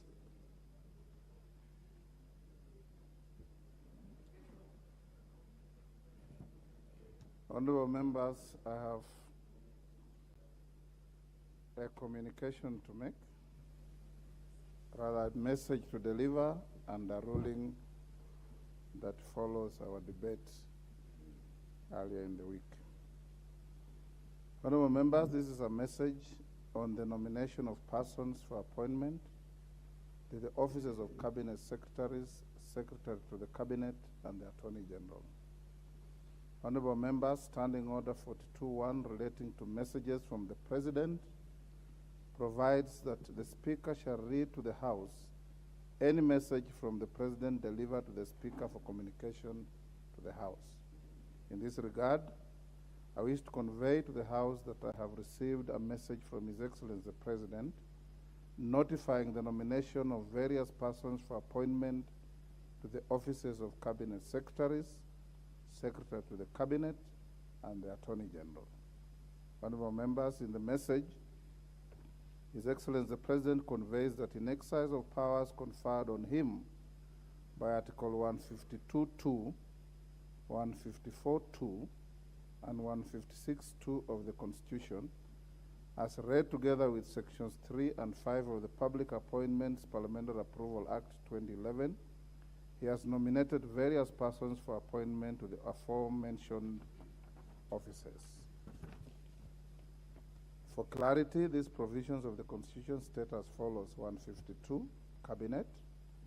The President shall nominate and with the approval of the National Assembly appoint Cabinet Secretaries. 154, Secretary to the Cabinet. The Secretary to the Cabinet shall be nominated and with the approval of the National Assembly appointed by the President. 156, the Attorney General. The Attorney General shall be nominated by the President and with the approval of the National Assembly appointed by the President. Honorable members, the names of persons submitted to this House for approval to be appointed as Cabinet Secretaries are as follows. 1, Honorable Musalia Mudavadi EGH, Office of the Prime Cabinet Minister. 2, Honorable Professor Kithure Kindiki EGH, Cabinet Secretary, Minister of Interior and National Administration. 3, Professor Njuguna Ndungu CBS, Cabinet Secretary for National Treasury and Economic Planning. 4, the Honorable Alice Wahome, Cabinet Secretary, Minister of Water, Sanitation and Irrigation. 5, Honorable Aden Duale EGH, Cabinet Secretary, Minister of Defense. 6, Ms. Rebecca Miano CBS, Cabinet Secretary, Minister of East African Community and ASALS and Regional Development. 7, Honorable Alfred Mutua EGH, Cabinet Secretary, Minister of Foreign Affairs and Diaspora Affairs. 8, Honorable Aisha Jumwa Katana, Cabinet Secretary, Minister of Public Service, Gender and Affirmative Action. 9, Honorable Moses Kiarie Kuria, Cabinet Secretary, Minister of Trade, Investment and Industry. 10, Honorable Soipani Tuya, CBS, Cabinet Secretary, Minister of Environment and Forestry. 11, Honorable Kipchumba Murkomen, EGH, Cabinet Secretary, Minister of Roads, Transport and Public Works. Can the members at the bar take their seats, please?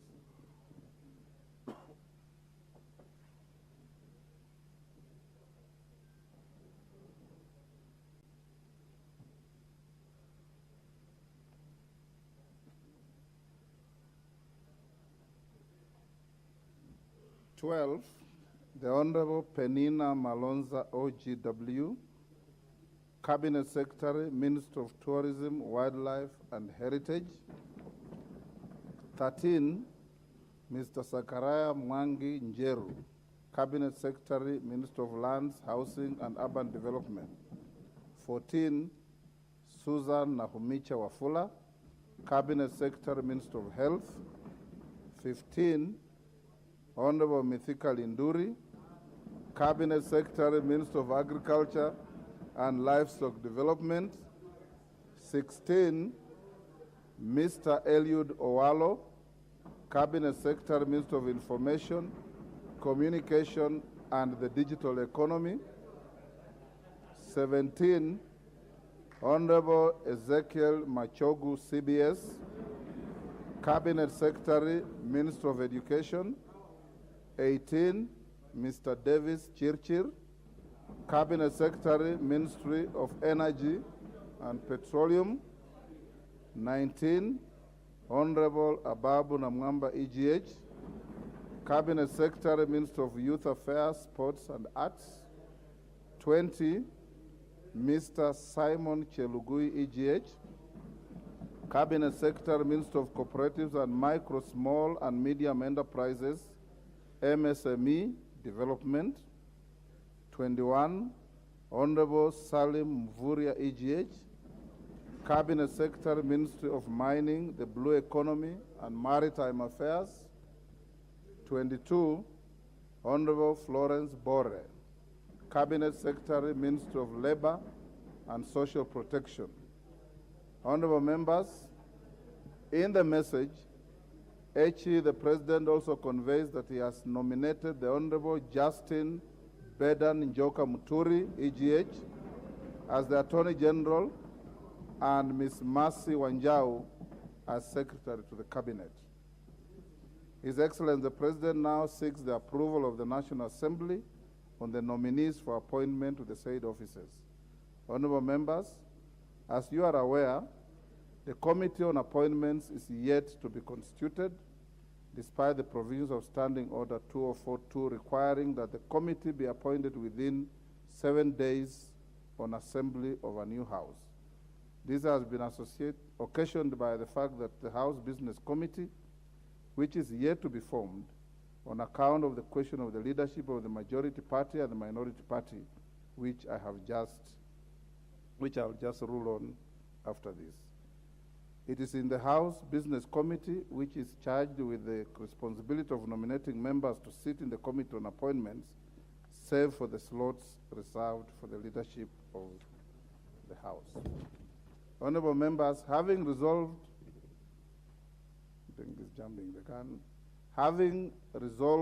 the stalemate in a short time to come, we will then move to the next level to process these appointments. Honorable members, Section 8 of the Public Appointments Act 2012 provides, unless otherwise provided in law, the committee to which such nomination is referred shall consider the matter and table a report in the House within 28 days. It is therefore imperative that the Committee on Appointments, once formed, immediately commences the process of consideration of the nominees to enable speedy conclusion of the vetting process within the set timelines. I will also direct the Clerk of the National Assembly to take the necessary steps and notify the nominees and the general public through an advertisement in the daily newspapers of national circulation and on the parliamentary website of the time and place of holding the approval hearings. This should be done by Friday, tomorrow, the 7th of October 2022, following which the Committee on Appointments should commence the approval hearings. The committee is expected to table its report in the House on or before Tuesday, the 27th October 2022. In accordance with the law, the House will be required to consider the committee's report and make a decision on the nominees within 7 days following tabling of the report. That is on or before 3rd of November 2022. The House is accordingly guided. Thank you. Honorable members, can the members at the bar take their seats?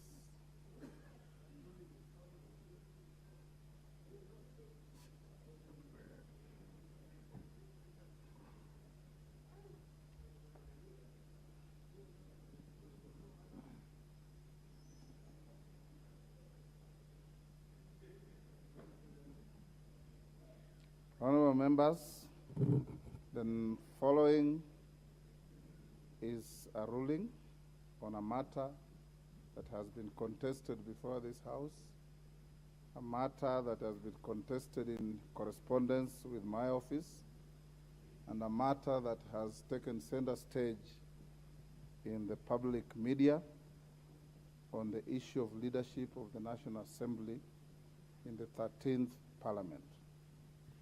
And here I go.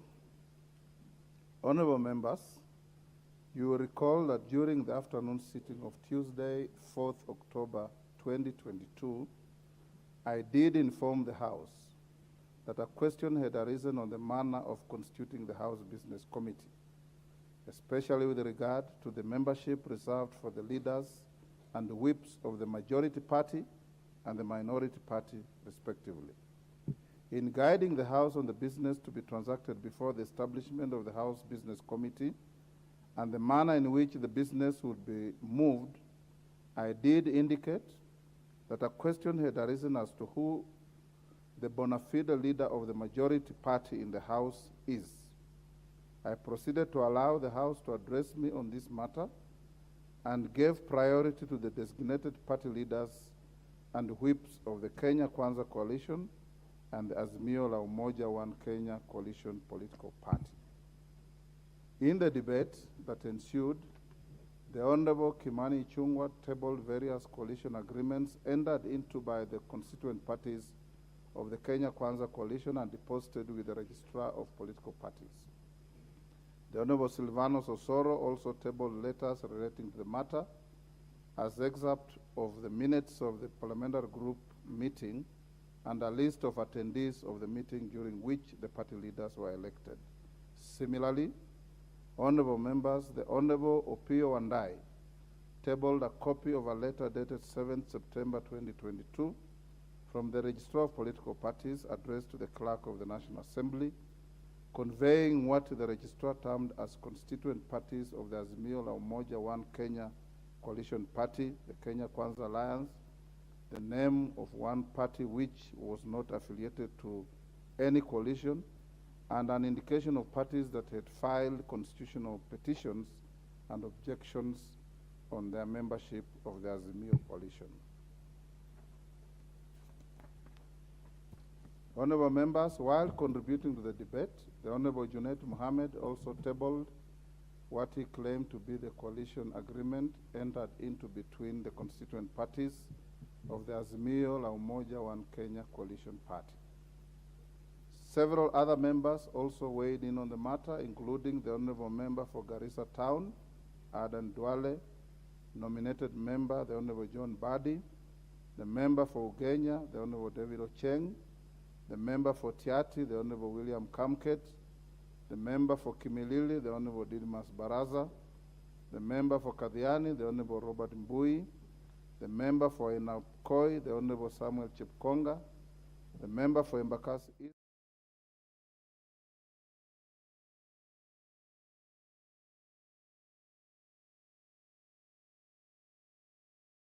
the Honorable Mwengi Mutuse, the member for Mandera North, the Honorable Bashir Abdullahi, the member for Laikipia North, the Honorable Sarah Korere, the member for Ganze, the Honorable Kenneth Kazungu Charo, the member for Alego Songa, the Honorable Samuel Atandi.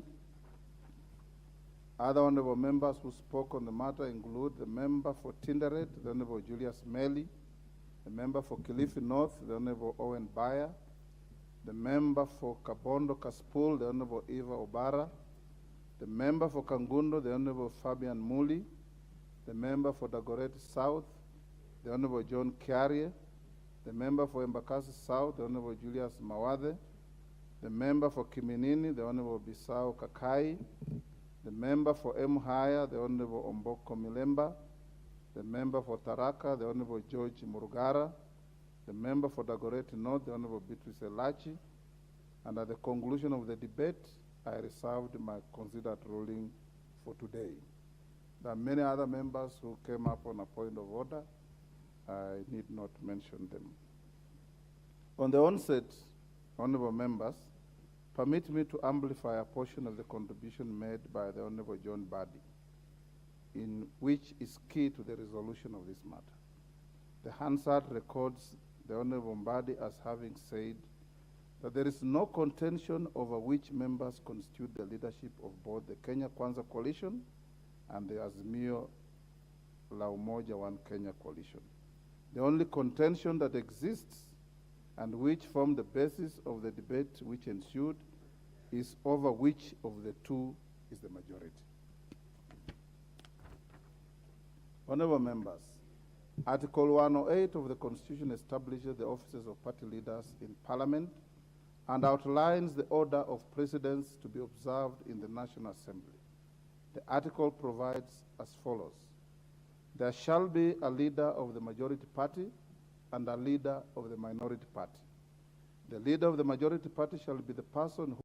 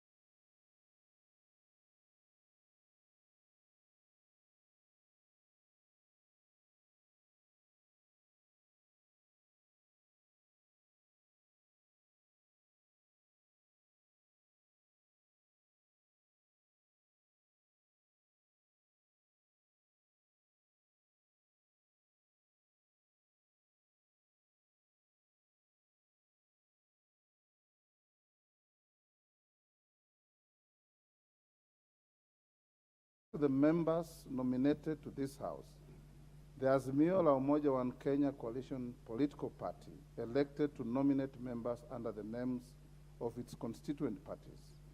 This can be seen from the Gazette Notice number 10537 of 2022 dated 7 September 2022 and Gazette Notice number 10710 of 2022 dated 9 September 2022.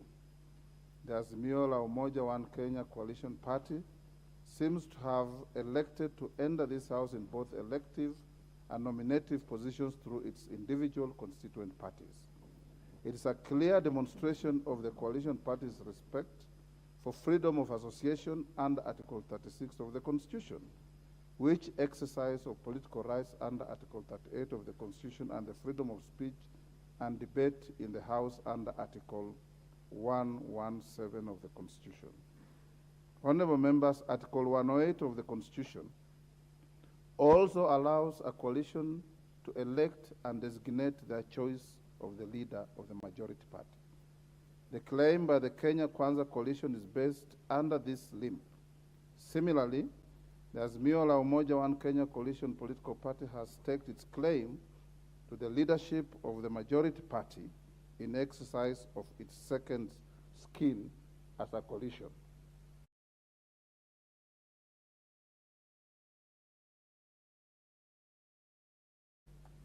Honorable members, what is clear from the Constitution is that the leader of the majority party must lead either a party or a coalition of parties in the National Assembly and not both. Indeed, I noted earlier in this communication, in determining the matter confronting the House today, one must ask the question whether the entities claiming the leadership of the majority party are parties. The provision of the Constitution seems not to envisage the position of the leader of the majority party being claimed by an entity that is both a party and a coalition of parties. It is apparent that, honorable members, while the Azimio la Umoja One Kenya coalition political party elected to behave as a political party in certain categories of elections in the last general election, it has now staked its claim to the leadership of the majority party in this House using its second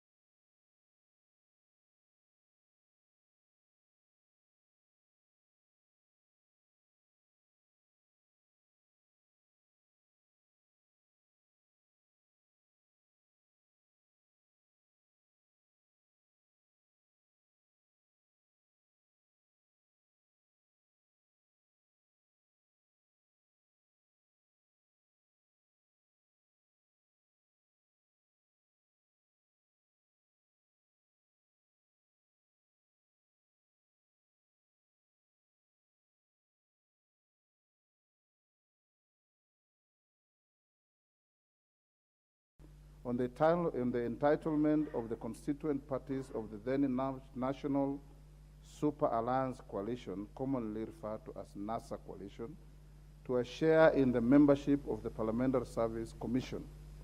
It was not possible for the then Speaker to resolve the issue without access to and perusal of the then NASA Coalition's agreement deposited with the Registrar. Apart from resolving any disputes related to the membership of the Parliamentary Service Commission, it would interest members to note that pursuant to Article 2152 of the Constitution, part of the membership of the Commission on Revenue Allocation is also drawn from nominees of the majority party and the minority parties in the House. This is the basis upon which the standing order was introduced in the last Parliament so as to enable the Speaker to discern the undertakings made by the parties with regard to the positions available to the House. The sharing of nominees for appointment to commissions such as the Parliamentary Service Commission and the Commission on Revenue Allocation, entitlement to positions in the East African Legislative Assembly, and where necessary, determining the relative majorities in the House.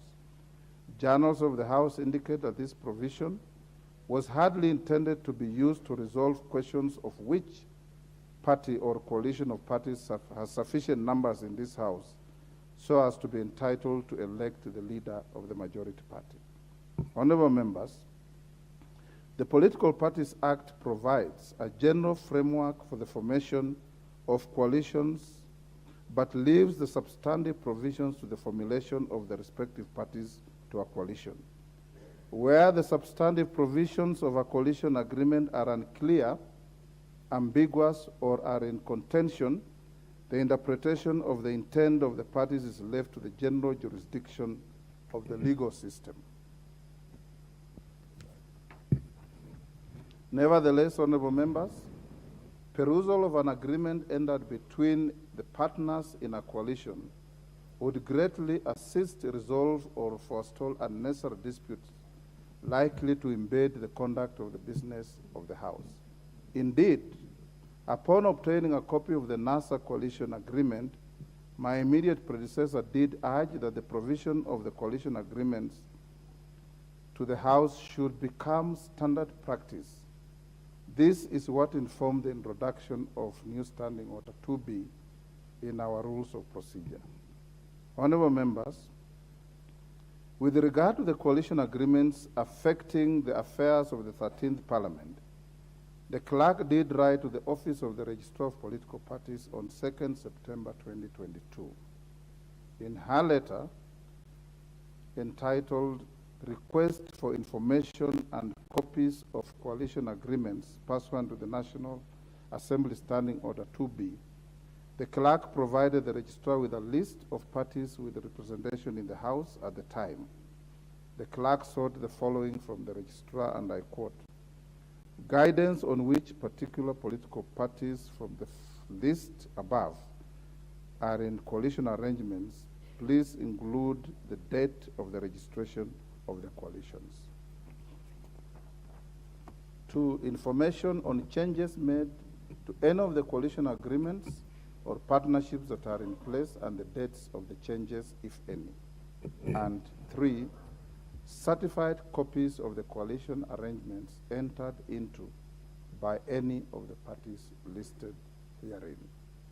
Honorable members, in response, the registrar noted that at 21st April 2022, Azimio la Umoja One Kenya Coalition Party comprised 26 political parties, namely Jubilee Party, JP, Orange Democratic Movement, ODM, Wiper Democratic Movement, WDM, Kenya African National Union, KANU, National Rainbow Coalition, NAC, National Rainbow Coalition Kenya, NAC Kenya, Muungano Party, Maendeleo Chap Chap Party, Democratic Action Party, DAP-K, Devolution Empowerment Party, United Party of Independent Alliance, United Democratic Movement, UDM, United Progressive Alliance, UPA, Pamoja African Alliance,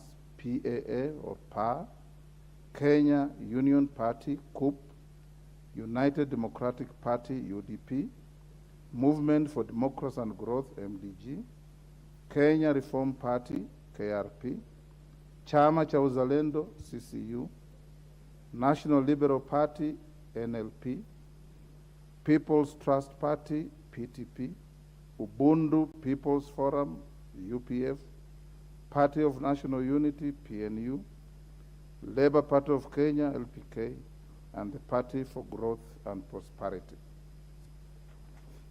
In the same letter, according to the registrar, the Kenya Kwanza Alliance comprises 15 political parties, with the UD, United Democratic Alliance, UDA, Amani Congress, National Congress, ANC, Forum for Restoration of Democracy Kenya, Ford Kenya, Chama cha Kazi, Communist Party of Kenya, CPK, the Service Party, TSP, Tuchibebe wa Kenya Party, Farmers Party, Devolution Party of Kenya, Economic Freedom Party, and the Umoja na Maendeleo Party as members of the coalition as of 3rd June 2022.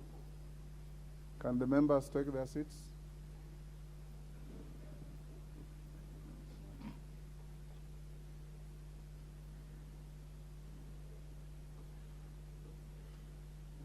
Honorable members, the letter further notes that the Democratic Party, the National Agenda Party of Kenya, the Grand Dream Development Party, and Chama cha Mashinani effectively became members of the coalition on 5th September 2022.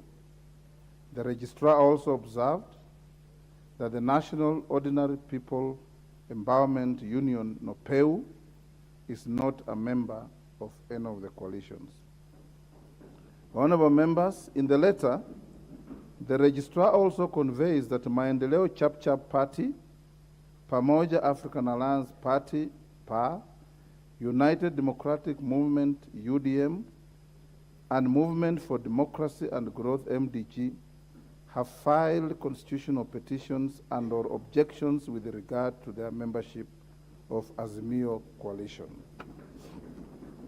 It is notable that despite the written request by the clerk of the National Assembly, the registrar did not convey certified copies of any pre-election or post-election coalition agreement entered into by the parties with the representation in this House in the response to the letter dated 7 September 2022.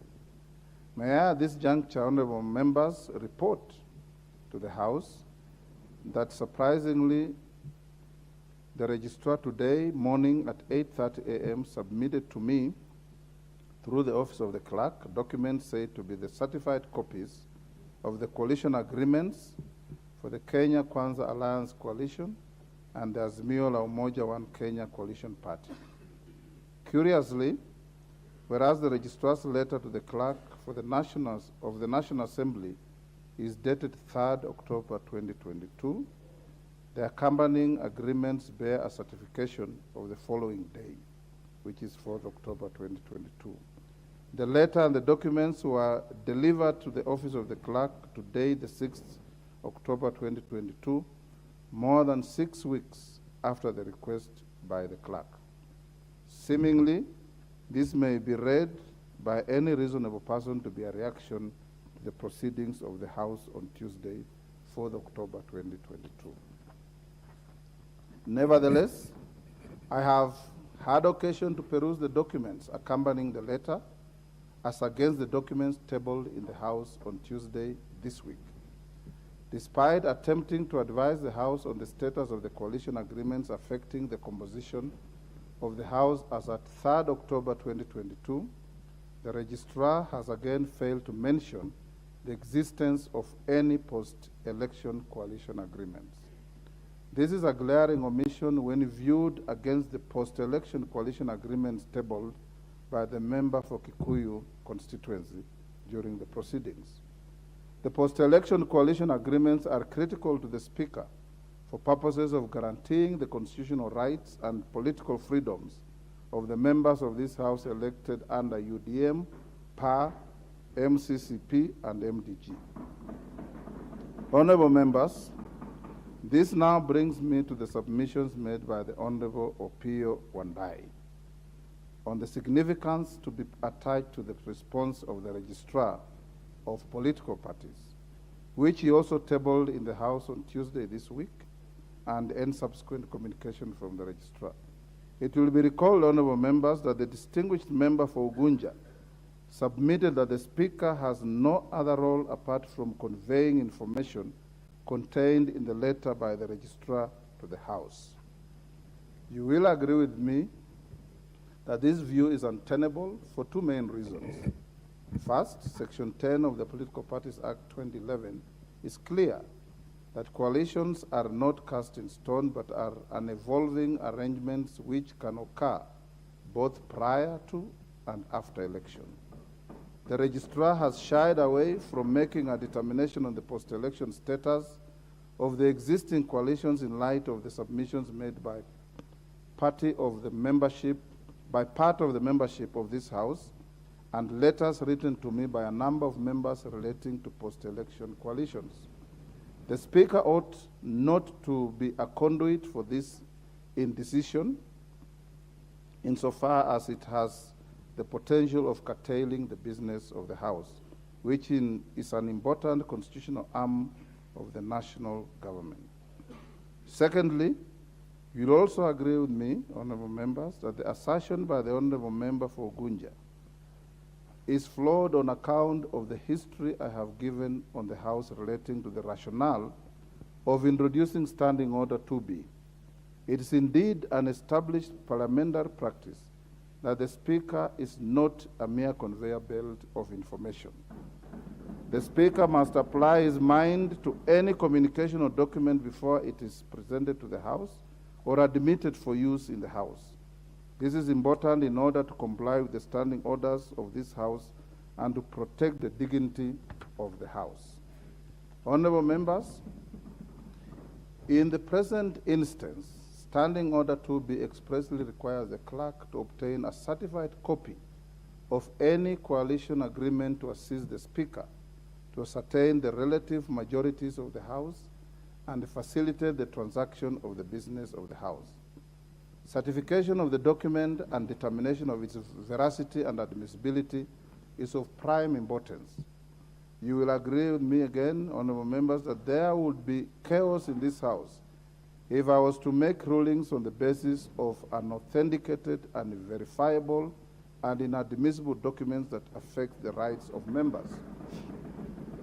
Honorable members, I do note that unless the Political Parties Act is amended or the House exercises its powers to call for evidence under Article 125 of the Constitution, there currently exists no express statutory obligation to the Registrar to furnish the House with the coalition agreements as contemplated under Standing Order 2B. As a matter of fact, the 12th Parliament noted this particular gap and proposed amendments to the Political Parties Act, whose introduction I approved in my communication issued during the afternoon sitting of Tuesday. Those members of JLAC have a job to do to cure this lacuna. Honorable members, attempts were made by members during the afternoon sitting of Tuesday, 4th October 2022, to table coalition agreements in support of the claims by the Kenya Kwanza Coalition and Azimio la Umoja One Kenya Coalition Party. You will recall that I ruled the documents tabled by the Honorable Junet Mohammed as inadmissible owing to the inconsistencies that were apparent on the face of the document. The inconsistencies were glaring, especially in light of allegations made by the Honorable David Ocheng's denouncing association of both himself and his party with the coalition political party. Apart from being a member of this House, the Honorable David Ocheng is also the party leader of the Movement for Democracy and Growth, an alleged party to the document tabled by the Honorable Junet Mohammed. In light of the objections raised by the Honorable David Ocheng, the document became a center of particular focus with respect to its legality, validity, and admissibility. The attempt by the Registrar of Political Parties to convey what is said to be a certified copy of the document tabled by the Honorable Junet Mohammed on the 6th October 2022, that's today, has not made things any better, as the document from the Registrar, just like the document tabled by the Honorable Junet Mohammed, has the same glaring gaps and inconsistencies that make it inadmissible. The question of admissibility of papers laid in this House has been addressed severally by my predecessors. In the most recent case, the Honorable Justin Muturi distilled previous guidance on the admissibility of documents into 9 brief rules in a communication issued on Tuesday, 10th May 2022, while ruling on the tabling of papers by the then member for Wajir County, the Honorable Fatuma Gedi. The then Speaker ruled that in assessing the admissibility and or authenticity or otherwise of a document tabled in the House, the Speaker ought to examine whether the document, 1, relates to the matter for which it has been tabled, 2, is signed, and if it is a government document, by the authorized person or persons, 3, bears the emblem or logo of the institution or person from which it originated or coat of arms in the case of documents from government agencies, 4, clearly indicates the author and person to whom it is addressed, 5, discloses the origin or source of the document. 6, bears certification where a document other than the original is being tabled. 7, if electronic has been obtained from a source that does not permit alteration of content. And 8 is related to a claim made before the House or a committee or its content has a nexus with the claim. 9 is stamped and clearly indicates the person signing of the stamp. Honorable members, can the honorable members take their seats?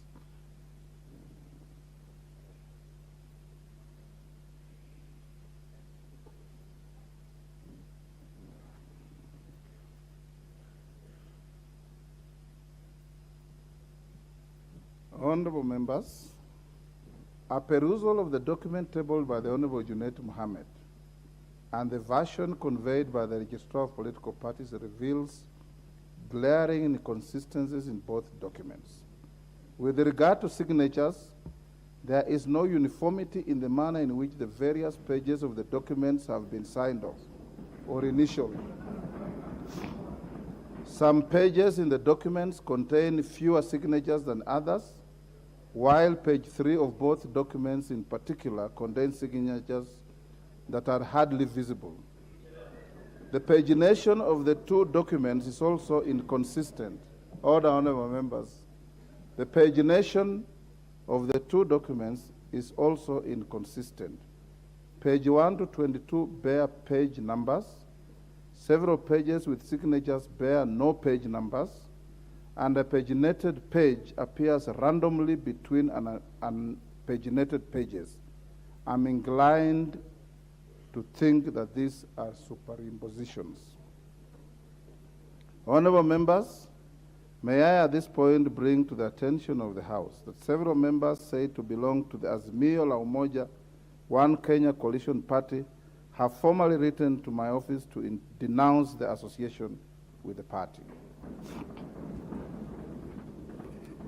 In a letter dated 9th September 2022 and received by my office on 22nd September 2022, the member for Ugenya constituency, the Honorable David Ocheng, wrote to convey the decision of his party, the Movement for Democracy and Growth, to terminate its membership with the Azimio la Umoja One Kenya Coalition Party. In the letter, the Honorable Ocheng also noted that his party is now a member of Kenya Kwanza Coalition. Honorable members, in letters received by my office on 21st and 22nd September 2022, the Honorable Kenneth Charo, the Honorable Gonzi Rai, and the Honorable Anton Kenga, who were all elected to Parliament on the Pamoja African Alliance party ticket, formally distanced themselves and their party from any association with the Azimio coalition. The three categorically noted that their party should only be associated with the Kenya Kwanza coalition, with which it has entered into its only existing coalition agreement. Additionally, honorable members, in a letter dated 16 September 2022 and received by my office on 19 September 2022, all the 7 members of parliament elected to the National Assembly under the United Democratic Movement, UDM, namely the Honorable Major Retired Bashir Abdullahi, the Honorable Hassan Kulo, the Honorable Haro Abdul Ibrahim, the Honorable Mangale Chiforomodo, the Honorable Yusuf Aden Haji, the Honorable Joseph Lekuton, the Honorable Omulkhair Kasim, and the Honorable Suleha Harun, again distanced themselves and their party from any alleged coalition agreement with the Azimio coalition. Instead, they note in their letter that they are party to a post-election coalition agreement with the Kenya Kwanza coalition. It is their contention that their affiliation with the Kenya Kwanza coalition has seemingly been ignored by the Registrar of Political Parties. Honorable members, it will be recalled that during the debate on this matter on Tuesday this week, the Honorable Cheng, the Honorable Kasait Kamket, the Honorable Mwengi Mutuse, the Honorable Bashir Abdullahi, and the Honorable Kenneth Charo also did raise serious concerns as to the membership of the Movement for Democracy and Growth MDG, the Kenya African National Union KANU, the Maendeleo Chapchap Party MCCP, the United Democratic Movement UDM, and the Pamoja African Alliance in the Azimio la Umoja One Kenya Coalition Party. At this stage, honorable members, the question that comes to my mind as your speaker is, what am I meant to do with these contentions? Honorable members, allegations were also made by a number of members on alleged coercion and duress while entering into agreements with one of the coalitions. This, honorable members, I have not finished what I'm saying. This, if true, is a serious affront to the democratic rights and freedoms that we enjoy as citizens of this country. As a seasoned lawmaker and a lawyer, I note that the political freedoms granted to Kenyans by the Bill of Rights must be taken very seriously in the affairs of political parties. If I were to rely on the coalition agreements tabled before this House, I would find great fault in any provision seeking to limit the political rights of members of this House. Honorable members, our Constitution is very rights-centric. In any ruling I make as your Speaker, I must be guided by the provisions of Article 3, Article 10, and Article 21 of the Constitution. These provisions require me to uphold, respect, and defend the Constitution whenever applying myself on any questions brought before me. I'm also under obligation to jealously protect the rights and freedoms guaranteed by the Constitution to all members of this House and indeed all Kenyans. You will note, honorable members, that even when making laws, all of you are enjoined under Article 24 of the Constitution to ensure that any limits you place on a right or freedom are expressly stated and that the limitation is reasonable and justifiable in an open and democratic society. Having looked at the drafting style of the Political Parties Act vis-a-vis the requirements of Article 24(2) of the Constitution, it is evident that the Political Parties Act does not manifest or declare any intent whatsoever to limit the rights guaranteed under Article 36 of the Constitution on the freedom of association and Article 38 of the Constitution on political rights. Honorable members, political rights are not absolute. They may be limited in a manner that is consistent with the provisions of Article 24 of the Constitution. Indeed, the Political Parties Act does not engage in the substantive limitations of rights, but only deals with procedural exercise of those rights in terms of timelines. Honorable members, indeed, the architecture of the Act is that timelines are only prescribed with respect to activities that fall before the election date, which seem to be related to the management of the election calendar. There are no timelines prescribed for activities after the election date. From the provisions of the Act, it appears that a person is at liberty to join and leave political parties as long as they notify the registrar of their actions. Honorable members, I'm not sure whether a provision of a coalition agreement regulating the period within which a member may exit a coalition would pass the test of being compliant with the Political Parties Act in the first instance, or the Constitution, or the Constitution in the second instance. Fortunately, that is not for me to decide. I trust those who are aggrieved will find their way to courts of law in exercise of their powers under Article 165 of the Constitution. Honorable members, noting that some of the matters raised were said to be pending either in the Political Parties Disputes Tribunal or the court, I shall refrain from pronouncing myself on such. Honorable members, let me now turn to the nexus between the letter from the Registrar of Political Parties and the several Gazette notices published by the IEBC with respect to your election or nomination as members of this House. Based on Gazette Notices 9950 and 9951 of 2022, both dated 23rd August 2022, Gazette Notice 10535 of 2022, dated 5th September 2022, Gazette Notice number 10537 of 2022, dated 7th September 2022, and Gazette Notice number 10710 of 2022, dated 9th September 2022, the current composition of the National Assembly by individual political parties is as follows. United Democratic Alliance, UDA, 145. Orange Democratic Movement, ODM, 86. Jubilee Political Party, 28. Wiper Democratic Movement, 26. United Democratic Movement, 8. Amani National Congress, 8. Ford Kenya, 6.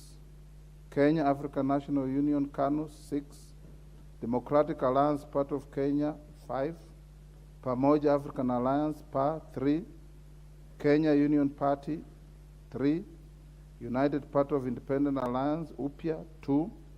Maendeleo Chap, 2. The Service Party, TSP, 2.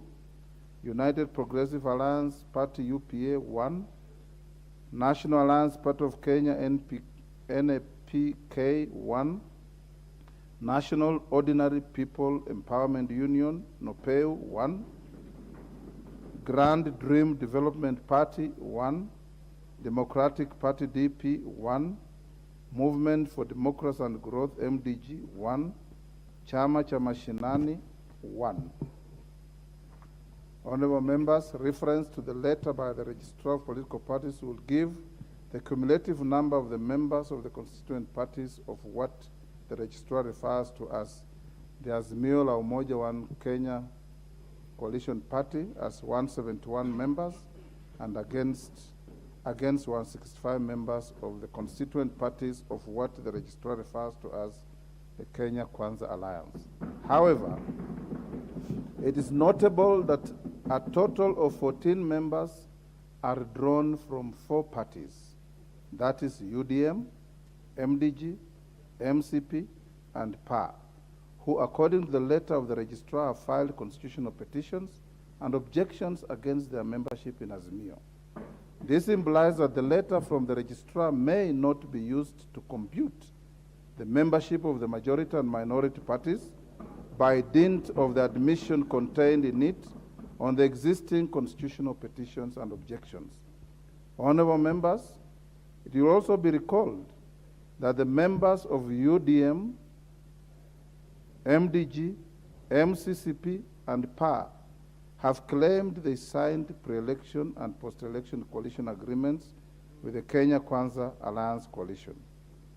Cumulatively, the membership of the 4 parties in this House is 14.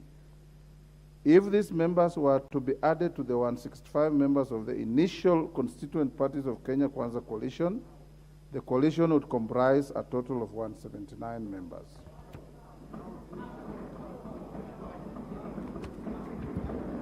Consequently, the Azimio coalition would then, I have not finished this ruling at all. Order members, if you listen,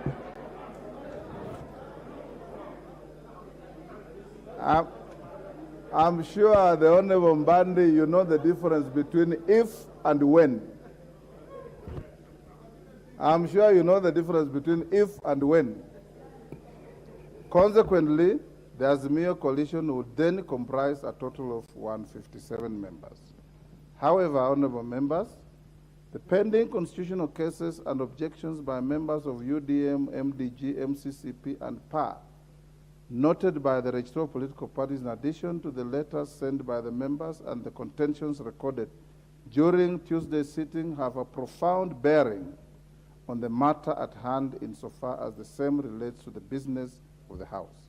At this stage, honorable members, the House has a choice to either hold its proceedings and await the determination of matters that are before the Political Parties Disputes Tribunal or the courts, or to permit the Speaker to make a decision that facilitates this House to continue discharging its constitutional functions. In any event, all the honorable members, you will hear the Speaker in silence. In any event, members are aware that the sub judice rule is a rule that the House imposes on itself. It can never be contemplated that the House can curtail the performance of its own mandate.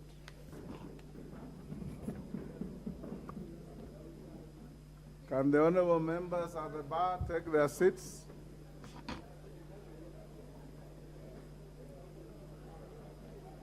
Yes.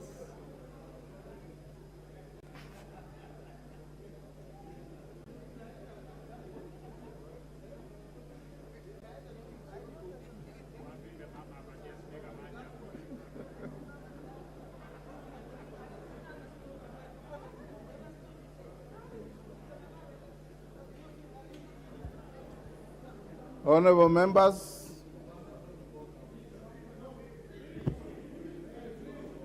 take your seats or take your oath. I've given you. Okay, honorable members, as this includes, among others, the formation of not only the House Business Committee, but also other key committees of the House, whose membership must be appointed within a prescribed timeline of 7 days, and others that are extremely critical to the functioning of this House and the national government. Honorable members, the committees that ought to be constituted within 7 days include the following: the House Business Committee, which determines, prioritizes, approves the business to be considered by this House under Standing Order 171. The Committee on Selection, which is responsible for nominating members to serve in committees under Standing Order 172. The Committee on Appointments, which is responsible for vetting of persons nominated to serve as cabinet secretaries under Article 152(2) of the Constitution. The Budget and Appropriations Committee, which is responsible for consideration of the budget estimates. The National Government Constituencies Development Fund Committee, which is responsible for overseeing the policy and legislative framework matters relating to NGCDF. This is especially important, noting the need for a forum to deliberate some current matters that you are all fully aware of. Honorable members, the disclosure by the registrar relating to the petitions and objections, the letters by the members of the 4 parties, the oral objections raised in this House, and the need to promote the continuity of the business of the House while respecting the due process of the courts of law, presents this House with a complex situation that requires balanced consideration of the intent and philosophy behind the provisions of Article 108 and Article 124 of the Constitution. Honorable members, in determining this delicate balance between the provisions that establishes the leadership positions of the House and the provisions which empowers this House to make its own rules of procedure, due regard must be given to Article 3 of the Constitution, which requires all persons to protect, defend, and uphold the Constitution, and Article 10 of the Constitution, which requires one to apply the national values and principles of governance when interpreting the Constitution. Honorable members, I note that the 4 parties that I mentioned cumulatively comprise 14 members. The members elected this House under the 4 parties have exercised their freedom of association under Article 36 of the Constitution. They have already migrated to the Kenya Kwanza Alliance both in writing and in action. The parties are already enjoying the benefits accruing from their membership of the Kenya Kwanza Coalition, based on the coalition agreements that they signed and deposited with the registrar. Indeed, honorable members, as noted earlier, the 14 members have written to me, distancing themselves and their parties from the Azimio coalition, and have called upon the Speaker to recognize their coalition agreement with Kenya Kwanza with respect to the business of this House. I also did note the verbal representation made by the 14 members during the debate on the Tuesday, the 4th of October. Honorable members, I started by noting the sentiments of the Honorable John Badi on the fact that the members comprising the leadership of Kenya Kwanza Coalition and the Azimio la Umoja One Kenya Coalition Party was not in contention. Indeed, no objection was raised during the debate on the issue of either proposing an alternative lineup or the alluding to the existence of any other coalition comprising any parties with the representation in this House. Having addressed the question of who between the Kenya Kwanza Coalition and the Azimio la Umoja One Kenya Coalition is entitled to appoint the leader of the majority party, allow me to discharge my responsibilities under Standing Order 19A4 and 24 with respect to the leadership of the House in the 13th Parliament. Honorable members, allow me now to address the House on the fate of the letters from Jeremiah Kioni before I come to that point, the Secretary General of the Jubilee Party, which I mentioned in my communication on Tuesday, 4th October. The Jubilee Party, and indeed any other parliamentary party, is at liberty to designate its party leaders and whips by dint of the provisions of Standing Order 20A, which provides for the recognition of parliamentary parties. Specifically, the Standing Order provides that a parliamentary party has the right to designate a leader and whip of the party in the House for purposes of the transaction of the business of the House. However, in parliamentary practice, the House frowns upon any purported communication emanating from strangers, especially if the matter relates to the internal organization of sections within the House. This is intended to ensure that the House only deals with persons that it can interact with and hold to account should need arise. For clarity, Standing Order 28.3 provides, and I quote, the names of the members designated as party whips shall be communicated to the Speaker in writing by the leader of the majority party on behalf of the majority party, by the leader of the minority party on behalf of the minority party, and the leader of a parliamentary party in the National Assembly in a case of a parliamentary party that is not part of the coalition forming the majority party or the minority party. In order to facilitate the transaction of the business of the House, the leader of the majority party and the leader of the minority party are required to forward to me the names of members who shall sit in the 5 critical committees that I mentioned earlier. Honorable members, Standing Order 1711F provides that apart from the House leadership, the House Business Committee consists of 9 other members nominated by the parliamentary parties, reflecting the relative majorities and taking into consideration the interests of parties other than parliamentary parties and independents. Furthermore, honorable members, Standing Order 1711C provides that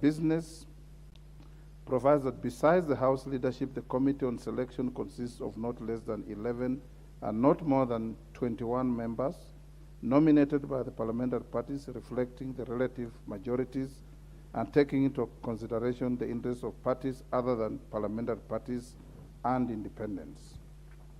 Standing Order 2041 provides that apart from the leadership of the House, Committee on Appointments consists of not more than 15 other members nominated by the House Business Committee on the basis of proportional party membership, taking into account consideration the numerical strength of the parties and interests of independents.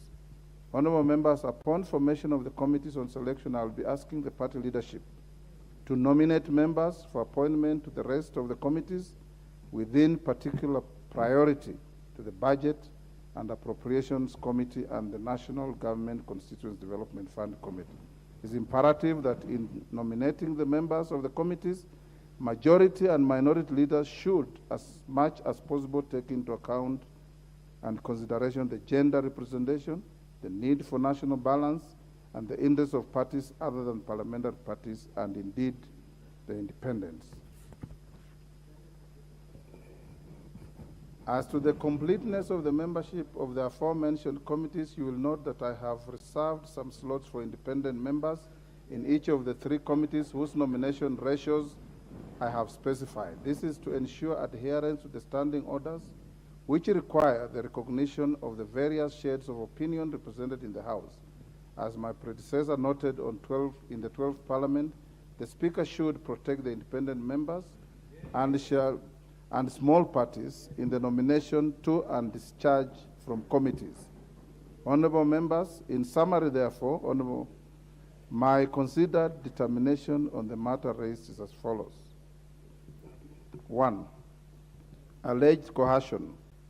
That the consideration of the various allegations of coercion and duress at the time of entering into coalition agreements and an appropriate remedy for the same lies outside the authority of this House. 2, the place of members of UDM, PAR, MCCP, and MDG.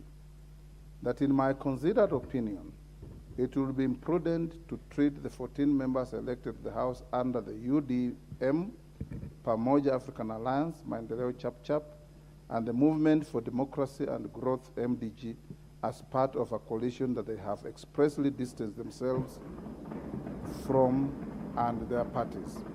I am therefore persuaded that the 14 members and their parties are part of the Kenya Kwanza coalition. This, in my view, would be fair and in accordance with the previous rulings by my predecessors on related matters. 3, that with the 14 members, the membership of the Kenya Kwanza coalition stands at 179 members, while the membership of the Azimio la Umoja One Kenya coalition party stands at 157 members. This, by implication, indicates that the Kenya Kwanza coalition is the majority party, and the Azimio la Umoja One Kenya coalition party is the minority party in this House. 4, that the Kenya Kwanza coalition is entitled to appoint the leader of the majority party, while the Azimio la Umoja One Kenya coalition party is entitled to appoint the leader of the minority party. Consequent upon the foregoing, honorable members, the leadership of the majority party will be as follows. The member for Kikuyu constituency, the Honorable Kimani Ichung'wah. Order, honorable members. Order, honorable members. Can the members take their seats?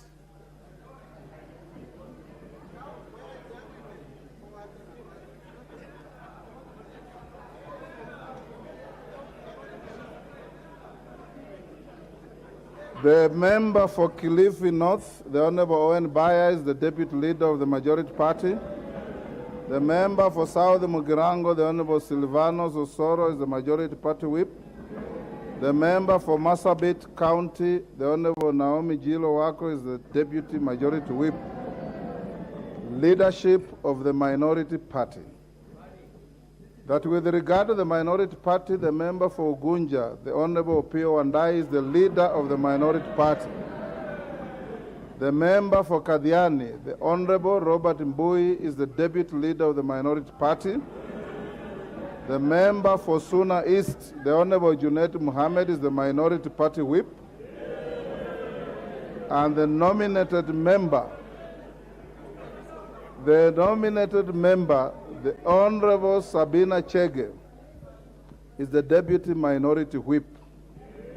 The letters from the Secretary General of the Jubilee Party, I have already touched on those, and we need not bother about them. That with respect to the House Business Committee, the leader of the majority party, the Honorable Kimani Ichung'wah, and the leader of the minority party, the Honorable Pio Wandai, are directed to submit not more than 4 members each to my office, latest by 10 a.m. on Tuesday, 11th October 2022. That with respect to the composition of the committee on selection, the leader of the majority party and the leader of the minority party are to submit 10 members and 9 members respectively to my office by the same date. That Composition of the Committee on Appointments, that with respect to the composition of the Committee on Appointments, the leader of the majority party, the Honorable Kimani Ichung'wah, MP, and the leader of the minority party, the Honorable Pio and I, MP, are to submit not more than 7 members each to my office latest 10 a.m. on Tuesday, 11th October 2022. That upon receipt of the names of the members of the House Business Committee, the clerk is hereby directed to cause the list to be published in the order paper on Tuesday, 11th October 2022. The clerk is also directed to ensure that the names of the members to serve in the Committee on Selection and the Committee on Appointments are presented to the House Business Committee when the committee sits on Tuesday, 11th October 2022.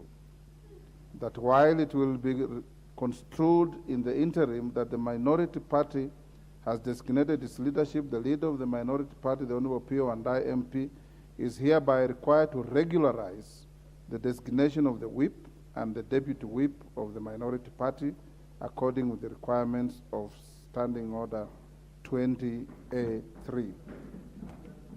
Remember, previously we were notified by the Honorable Junet.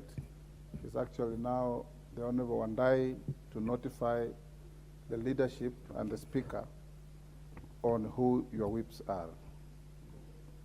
That with respect to any member belonging to any party other than a parliamentary party, as your Speaker, I will endeavor to ensure the power afforded to me by Standing Order 174(2)B is upheld. I will not accept or approve any list of committee membership that does not take into account the interests of independent members and parties other than parliamentary parties, the ones we commonly refer to as small parties.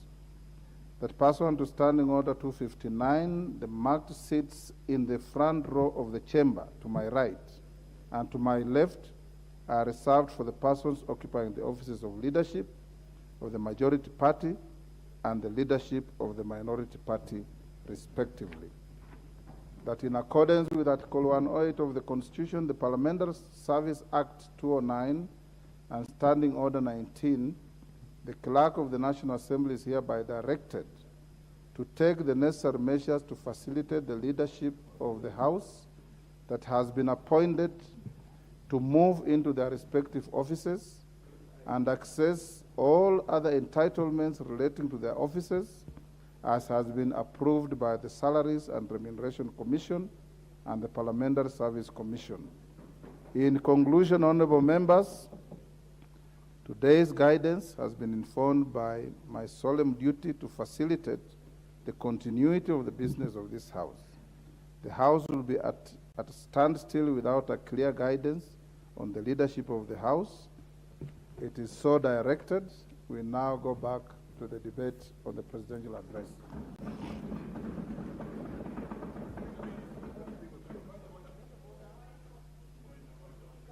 Yes, the Honorable Wandai.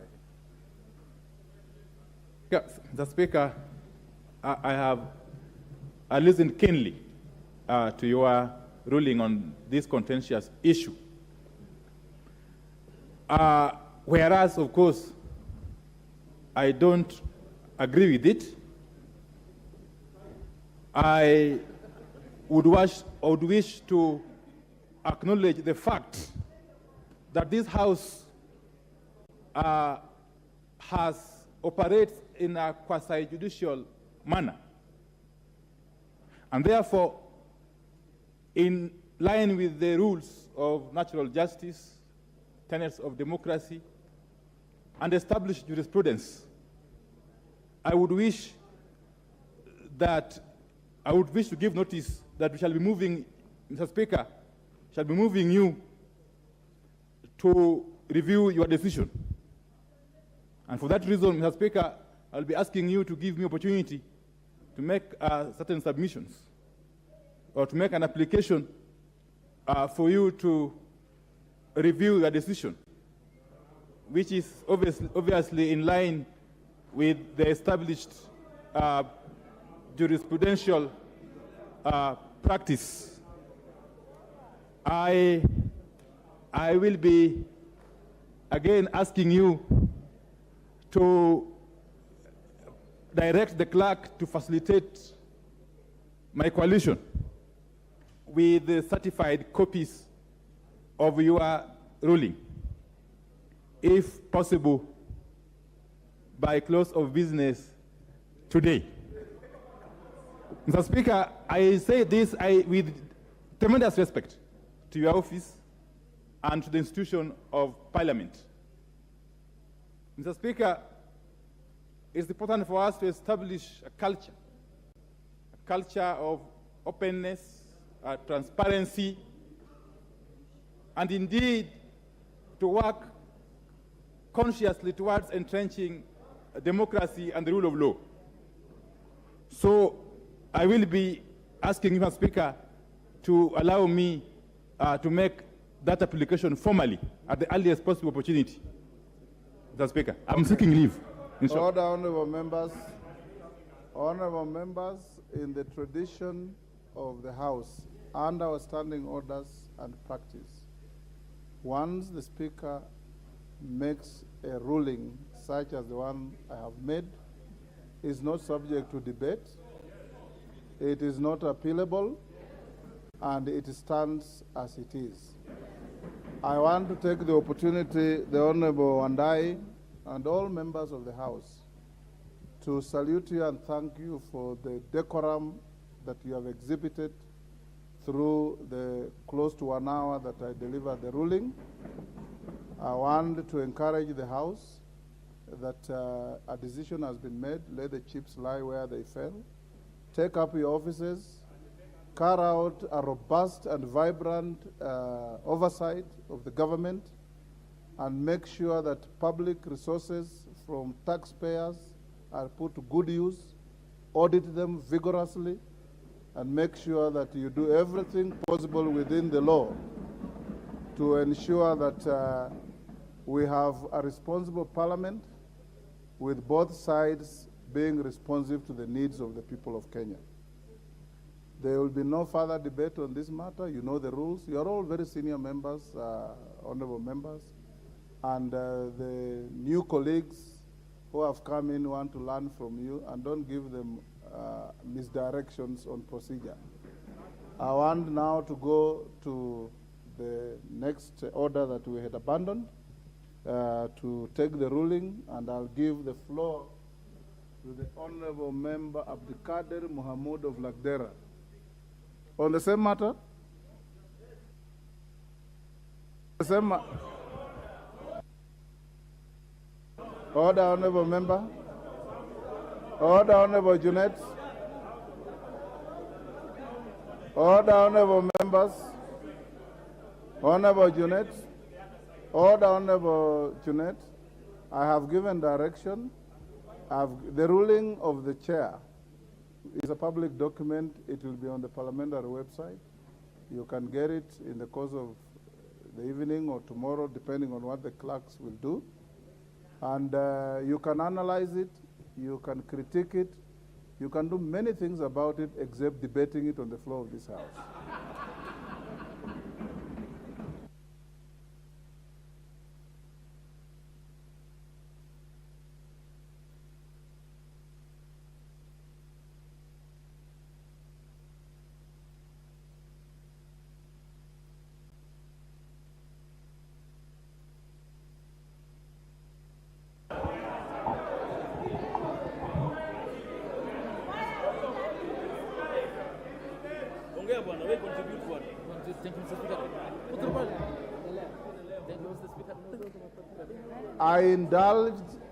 I indulged the distinguished member for Ugunja, being your leader, to make a comment, which he did, and we've taken it in the stride.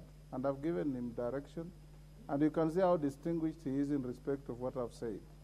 I want to urge you members that we have called the next order which we had left before the ruling, and the member for Lagdera, if he's on the floor, he can continue with the debate.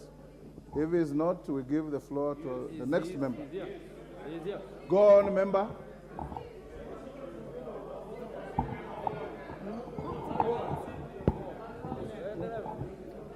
Thank you, Mr. Speaker.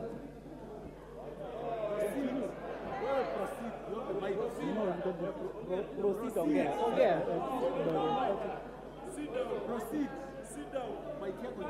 Member for Lagdera, if you want to cede your position, we can give to somebody else. Proceed.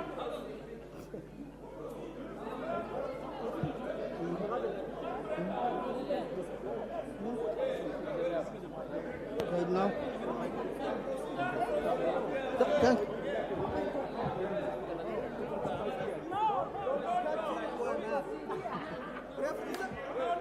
Order, honorable members, order. Order, honorable members. Order. Honorable members, order. Order, honorable members. The member for Lagdera, you will forfeit your position. You don't want to speak.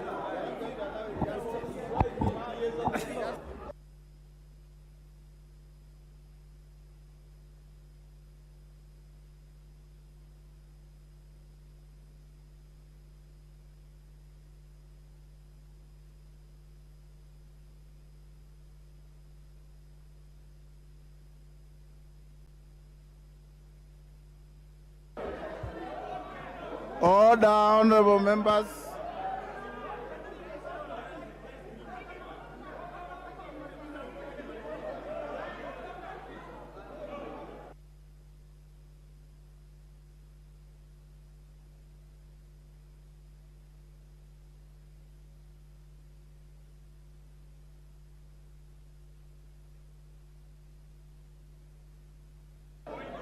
Order, honorable members. Order. Order, honorable members. Yes. Yes.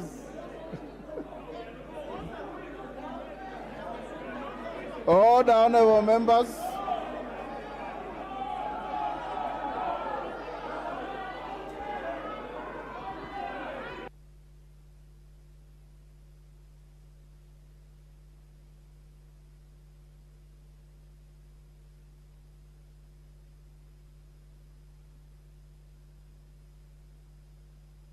Order, honorable members. Order, honorable members. It's Wanjala who grabbed the mess.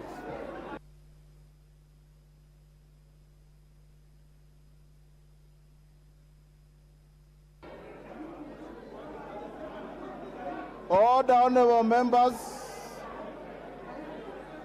Order, honorable members.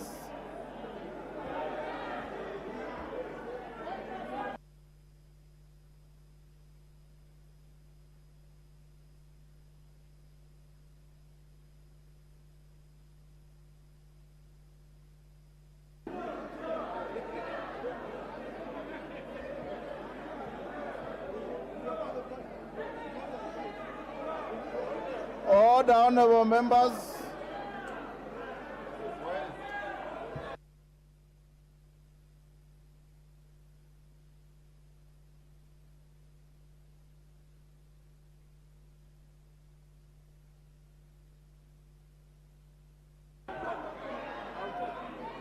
Order, honorable members. Order.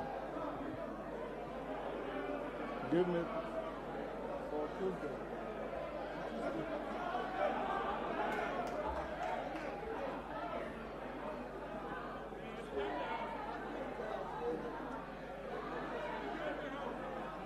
Honorable members,